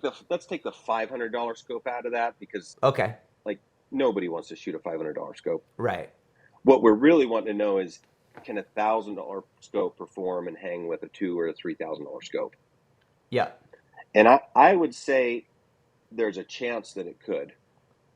There's a chance that it could, but the likelihood is, if it's coming from Japan, they're going to have to take shortcuts to be competitive at that price point. And so the Right. shortcuts that get taken are, instead of machining the tube from billet, they're going to use a hydroforming process. They'll basically take a pipe and blow it up so it expands into the shape of a scope, and then they'll do some machine work on top of that. They'll have to reduce some tolerances on maybe a few critical things like the erector tube assembly. If you go to a first focal plane, you get to eliminate everything in the erector tube and ocular from consideration for point of impact problems, Okay. right? Because you don't have to worry about image jump and all these things that affect a second focal plane scope. So really what it comes down to is the focusing lens, the mechanism for the focusing arrangement, the parallax that's induced, and then the objective lens and housing and cell that's there. Um, I I would say most factories that are building scopes that retail for $1,000 are probably doing almost as good a job of the mechanics as the scopes that cost 2,000 and 3,000. There's not very many Yeah. scopes that cost 3,000. I mean, we, we Yep. we sell a scope that breaks over into the mid to upper threes, but most of that's because of the electronics and a few things that are there. Um, yeah, I think there's potential. I'll tell you what's really interesting watching for the last 4 or 5 years is how good the Chinese are getting at making rifle scopes. Okay. Like they are truly making great product. So we're going to see. Yeah. I think we're going to see. We are seeing that product now, but we're going to see a lot more product coming out of China that is performing very well, looking good optically, has the right feature sets, and also performing up to snuff. So I think it bodes well for that midpoint range and up. But what I've noticed, and even we're working with the best Japanese guy making the rifle scopes that we have in our product line right now. And we just spent the last year working out some problems with the focusing mechanism and stuff on one of our scope lines that they weren't unable to solve, that we fleshed out here, and we had to, you know, solve the problems. Now, I I think gotcha. I think a lot of the guys that are white labeling scopes and putting them on the marketplace, they're taking more of a market approach. Like they don't have the engineering skill set to design, develop, test, quality control, and deliver a good product to the customer. And that's why Nightforce has such a great reputation. They just do the same thing, right? But you take Right. Nightforce and you take this other company, brand B, that's just buying and then shipping, and you compare why is Nightforce so much better? It's because they've learned how to control the design and manufacturing of the right parts, the critical parts of the rifle scope. And then after they're done working with their vendor and supplier, then they go through a whole validation process to make sure that the scope performs the way it's supposed to before they deliver it to the customer. Right. And And and the and other Night guy, Force. they just ships it in a box. So the customer is getting the same core product, but they're not getting the assurance.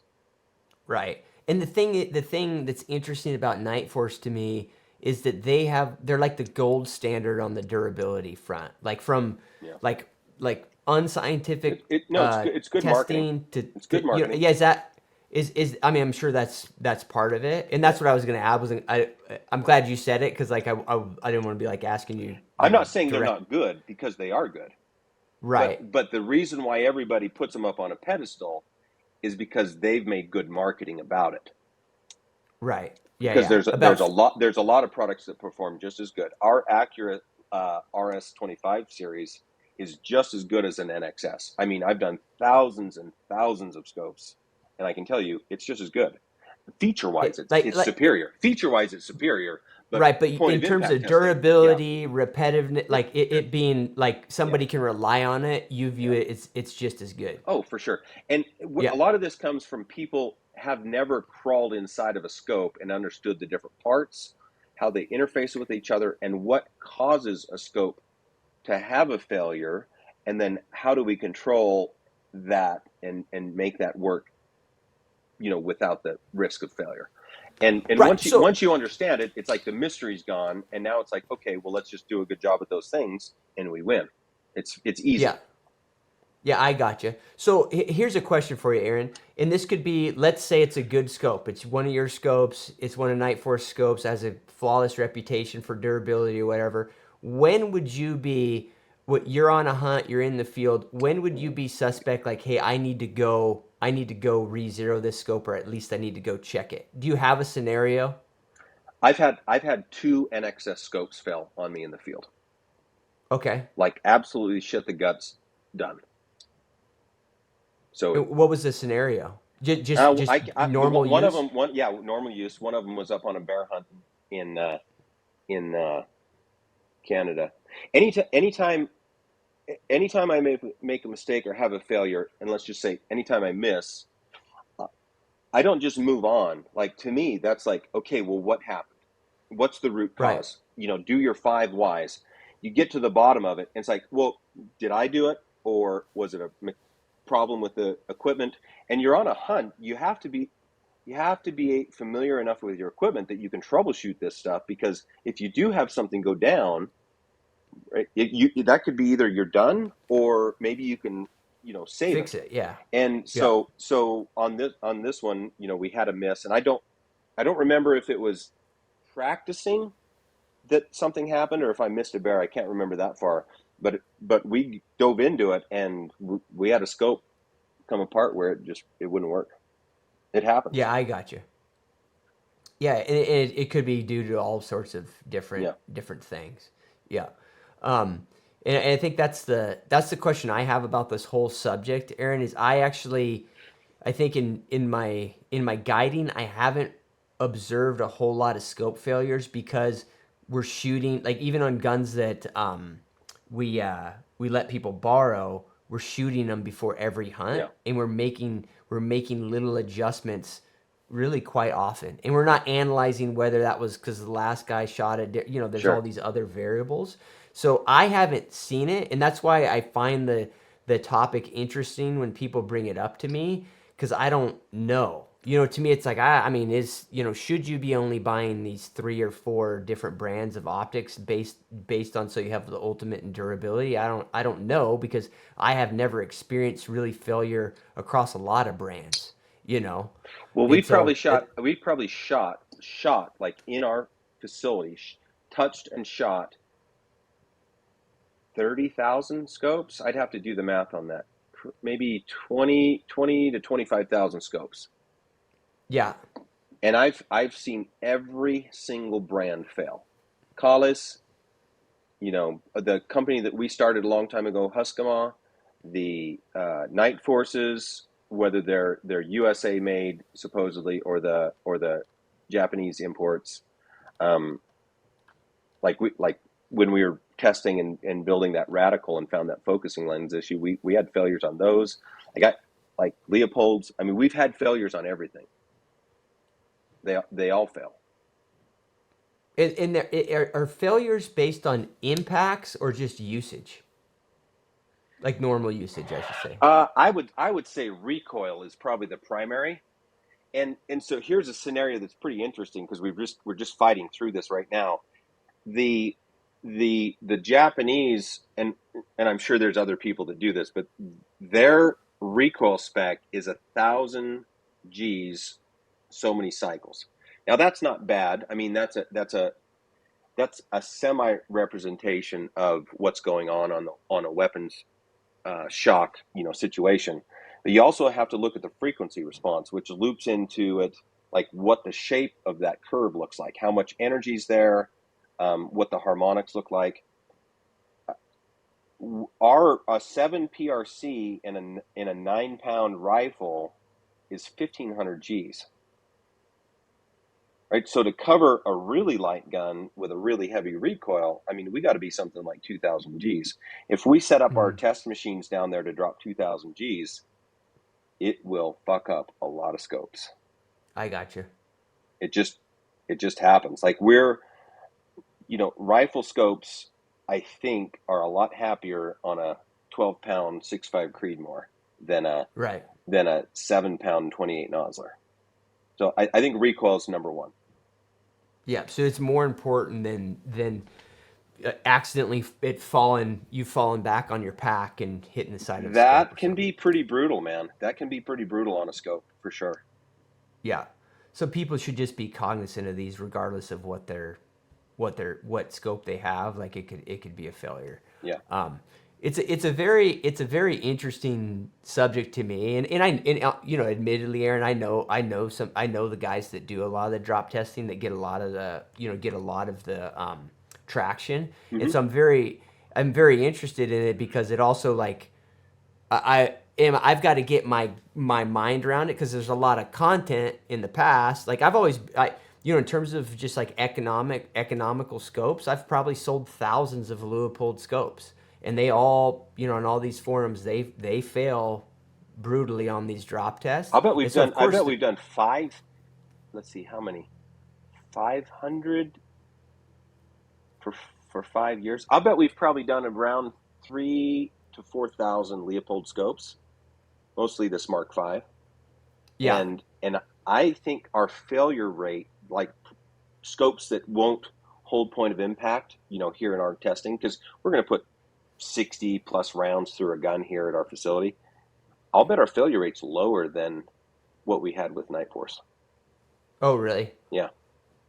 Yeah. So but the Leopold scopes are lighter, so you have, less robustness. But the other thing that's there is they're lighter, so they suffer less acceleration forces. Okay, A I lighter got you. scope actually has an advantage there if it can be, what's there is actually in the right places with the right materials. But I think that's wives' tale stuff, maybe a little bit, and maybe Leopold struggled with some of their models in the past, but I think their current guys are doing a great job, truthfully. Yeah, I got you. No, I appreciate you being like open with your perspective on it, Aaron. I think it. I always wonder because I'm Data not in. rules, right? Data Yeah, rules. yeah, yeah. Sure, sure. And the testing of any individual scope, and even if it was done scientifically, I guess that in itself is an issue. If I don't test 20 of each $2,000 scope, then I don't really know the result regardless. And that is for sure a statistical truth, and I understand that. But I appreciate your perspective on it, man, because I don't know the answer. But it's an interesting A one. drop tester can be built. We shop build ours. I think we were about $7,500 into a gravity drop tester with a pneumatic slide instrumentation, and then obviously we can hook up sensors and write programs to monitor those things, which a normal average Joe couldn't do. Um, but I think you could get there. That setup is probably worth 15-20,000 bucks, and then you go to like an optical test bench where you're actually looking at a lens and you can measure sub-quarter MOA resolution, and you've got a precision fixture to hold the scope, and so you can do testing and evaluation, test, evaluate, test, evaluate. You can eliminate the rifle from it completely. You're probably only, I don't know, max $40,000. So for sub $50,000, you can put together a really truly sophisticated test bench to prove and evaluate, and apples to apples. Yeah, yeah. And what's interesting to me in that is you're talking about testing issues without shooting the scope, without shooting it, because you can Correct. look at it and you can see if Correct. shit has moved around. Correct. And I think that's a very interesting thing that's one that clicks in my mind. And I respect these guys that are doing some of these, some of these tests, and what Yeah, you're because saying, they're trying to they're what they're trying to do is an admirable thing. right.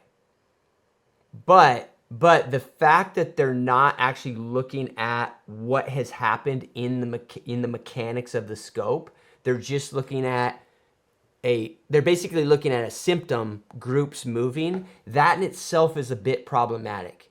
And I see that because there could be variables in there. And I'm not trying to, I don't know the answer, guys, because I'm sure some of my viewership's like going nuts. They'll go nuts on Oh, this, really? Aaron. Yeah, this is like a hot topic, man. Dude, I've seen Um, so many ring failures, and ring mount to base failures, and bedding and barrel issues and ammunition issues. And I've seen so many things. It's like, how can you isolate the problem that you just saw in a rifle scope? Well, and if we're not looking at actually what has occurred in the mechanics, Yeah. there could be one of those variables could be one that we don't even know exists. Yeah. It's not bedding. It's not there's like all sorts of there's like 1,000 different things. So I find it very interesting. I appreciate your perspective You on it, also man. need to think about what is the drop. Like, how did you drop it? How did you drop it so that the impact that it experienced and the harmonic vibration that transmitted through that scope is the same as the next test, is the same as the next test? Right. Did it hit the scope the same point, right? was the energy transfer the same? And that's where if you put it on the test bench, you clamp it in, you drop it, it's exactly the same. You can give it the exact same inputs, and you can isolate all those variables. And again, not throwing shade, just saying those tests have to be consumed with a grain of salt. It's just like a guy doing an optics test and looking at a dollar bill at 100 yards and saying, "Oh, this one's better because of this." Right. It's not quite how it works. Yeah. Yeah. Sure. Sure. And I recognize that like YouTube is riddled with this kind of stuff. You Yeah. know what I mean? So Truth is, there's a lot I of get really that. good scopes out there. There's a lot of really good binos. There's a lot of awesome products that we have access to these days. It's pretty cool. Yeah, it's becoming way more competitive, and there's just better tools out there. Aaron, one last question, dude, and I'm gonna let you go. I know you do a ton of hunts, and I know it sounds like I listened to the podcast with Derek's your son. Yeah. Is that correct? Yeah. And you guys were talking about your what do you call it, the reserve? Yeah. So I know you guys are, in that world. You do your own hunts. Do you got any perspective on undervalued opportunities nowadays, or or even overvalued opportunities on like the species front, Yeah. country, any of that sort of thing? Sheep are the most overvalued opportunity. Yeah. I do very few endorsement deals, and I do no paid reviews because it would affect the type of content, quality of the knowledge I could put out. So an important part of my business model is my membership group. There's paid and free options. I do a weekly live stream there. There is a thriving community of folks that are helping everybody become a better outdoorsman. It doesn't matter if you're a beginner or if you're an expert, there's something there for you. Go join, guys. It helps me out a ton. It's the way to support this content and to support me. I'll see you there. All the info is at pwchuntsquad.com. Absolutely the most overrated. And unfortunately, we put them on this massive pedestal. They're not a significant challenge other than the logistics of getting there. Right. And if you're going to go to Mexico and you don't have the budget for desert sheep, do a coos deer hunt. You're going to have just as awesome an experience. The beans are going to taste the same. The Sure. tortillas are just as good, and the hike is just as hard. So do the coos deer. I think that one's still even in today's dollars, it's still undervalued in what it offers. I've been going to Africa for about 16 years, and you have to be really careful about what you're buying. But my best hunt experiences, best learning experiences, best interactions with outfitter guide, best conservation participation has been Africa. And I think I'm starting to see Africa kind of suffered from the same thing that we're getting, where we have people that are looking down and saying, "Ooh, I would never go to Africa. That's not fair chase, or that's not this or that," right? And it's like, I just kept my mouth shut about it, because the truth is, it's the most wonderful frickin' Yeah. spend of dollars and experience that you can get, especially if you're into shooting. Like, you can get 10 years worth of long range hunting experience in 10 days in Africa. Right. But I do agree with them. You have to be careful, because there's a lot of opportunity. You got to know what you're buying. If you know what you're buying, Sure. fine.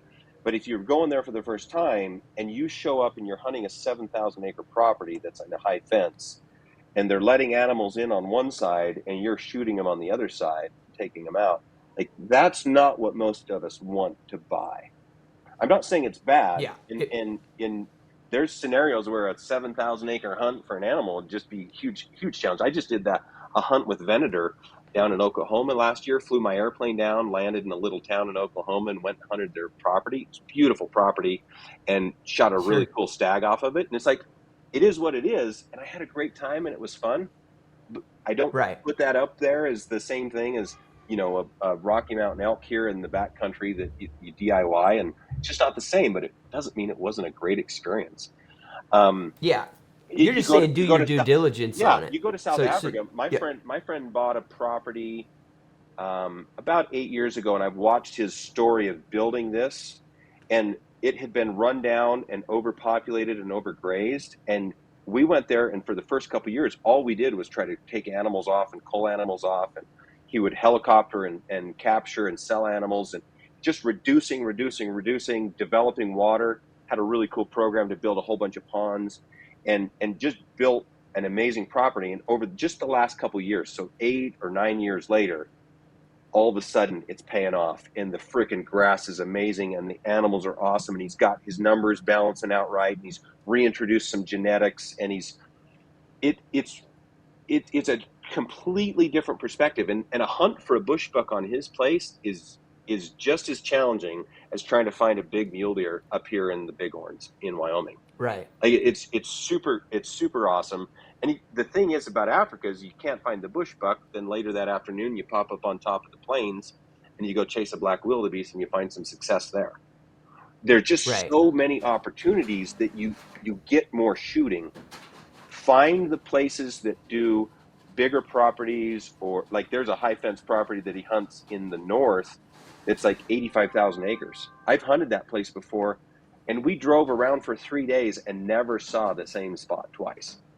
Right. Like it's just so big you can't fathom it, and the animals are just as squirrely, and some of them never even see a fence. And so, just open up your mind. And I just saw John Pinch go down there, and all of a sudden, John Pinch is a big fan of Africa. I mean, Africa Sure. is freaking amazing, especially South Africa. It's affordable. You can spend about $25,000 and have one of the coolest experiences of your life, and you'll always want to go back and do it again. Sure. Yeah, and like you say, it seems to be a good environment to get better at the actual like hunting experience, right? And Shooting, taking advantage of hunting yeah, opportunities. shooting, Yeah. absolutely. I would No, say if no. you're not using, probably most people don't put in for all the tag opportunities in the West. I'm guessing Right. most people don't, because it is absolutely the biggest pain in the butt that you can imagine. I Yep. couldn't do it. I don't have the patience. I don't have the attention span. I'm so busy doing other things. But I get to draw a cool tag every year, every other year, because I've been putting in with WTA tags for everything that I can afford to put in for in the West for like 15 years. Right. I mean, I've drawn a muskox, I've drawn a bighorn sheep, I drew a moose down in Colorado. Like, I have drawn some really freaking cool tags with those guys, and draw an elk tag once in a while and an antelope tag, etc. But if you need to put in for these other areas, because if you draw an antelope tag, I think that's probably the coolest, cheapest hunt that you can do. That's got a Sure. really, really high success rate. Like, Right. everybody should be doing that every year, trying to go hunt antelope somewhere. Yeah, and I agree with everything you said, Aaron. And I would add that I think people, for some reason, they want to view hunts as like a different type of service or thing that they're purchasing than other things they purchase in their life. Like, guys want to say, I just do public land or I just do DIY, and it's like, well, it's very limiting if you have that perspective, because you can go on an elk hunt in Colorado that costs you, even though it's DIY, in the end, it costs you what a lot of guided Yeah, opportunities would cost you, yeah. and it's a different experience. It's a it's a weird there there dynamic is that people there get. is a, there's a wonderful thing that happens in a hunting camp with other hunters and with guides and with service staff and cooks and everything, and Sure. trackers or whoever, right? There's a thing that happens there that is very special that you don't get when you go do your backpack hunt up here in the mountains for elk or whatever, Right. right? And both experiences are different, and they're both awesome. And I feel sorry for somebody that's not able to expand their horizons that way because of some boundary they set up. Um, if it's a financial thing, it's like, I'm rooting for you, man. It's like, Sure. let's figure out a way to get you more and better experiences. And WTA is a good way, right? I mean, they're gonna, or a tag service. It's like, you put in for more Sure. tags, you're gonna invest a little bit of money, you collect some points, you can draw and you can go hunt some stuff. It's like, that's a cool way to do it. Right. Yeah, and from an economic standpoint too, these services do give you an understanding of where it actually makes sense and where it does. I mean, Yeah, some of the draws are essentially a scam. yeah, for sure. And yet people continue to put into them. And then there's other draws that are based on what you want to experience in hunts. They make a lot of sense. You know. WTA was monitoring the moose situation down there, and there was a big moose area that had this mountain range on the edge, and the Colorado division, they split the northern portion of this area off and created a new unit. And WTA is watching. They said, hey, you should put in for this. There was one resident and Oh, one sure. non-resident tag.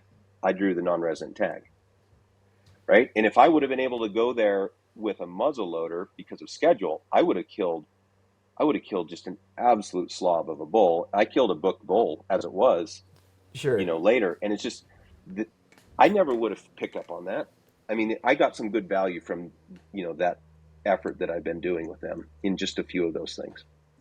Yeah. No, I hear you.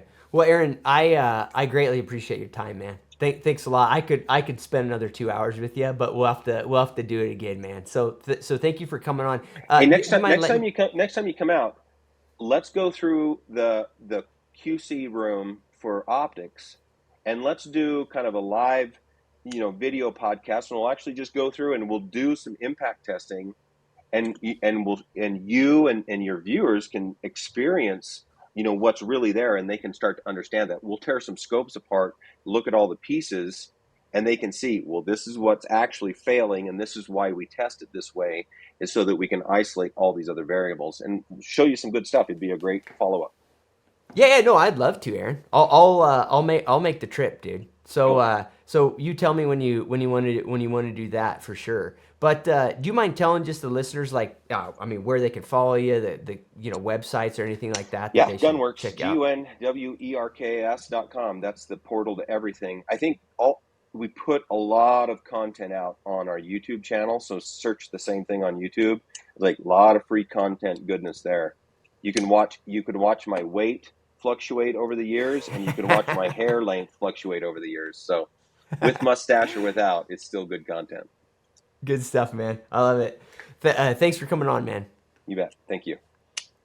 If you enjoyed this content, do me a huge favor. Subscribe on whatever platform you consume it on. Spotify, Apple, YouTube, whatever works for you guys. Everything else is on my website, pursuitwithcliff.com. Go there and it's going to be very apparent to you that I work my ass off just to not have a real job. All the hunts I guide, all the seminars I put on, all the unique experiences I offer, and the membership site, all the details are there.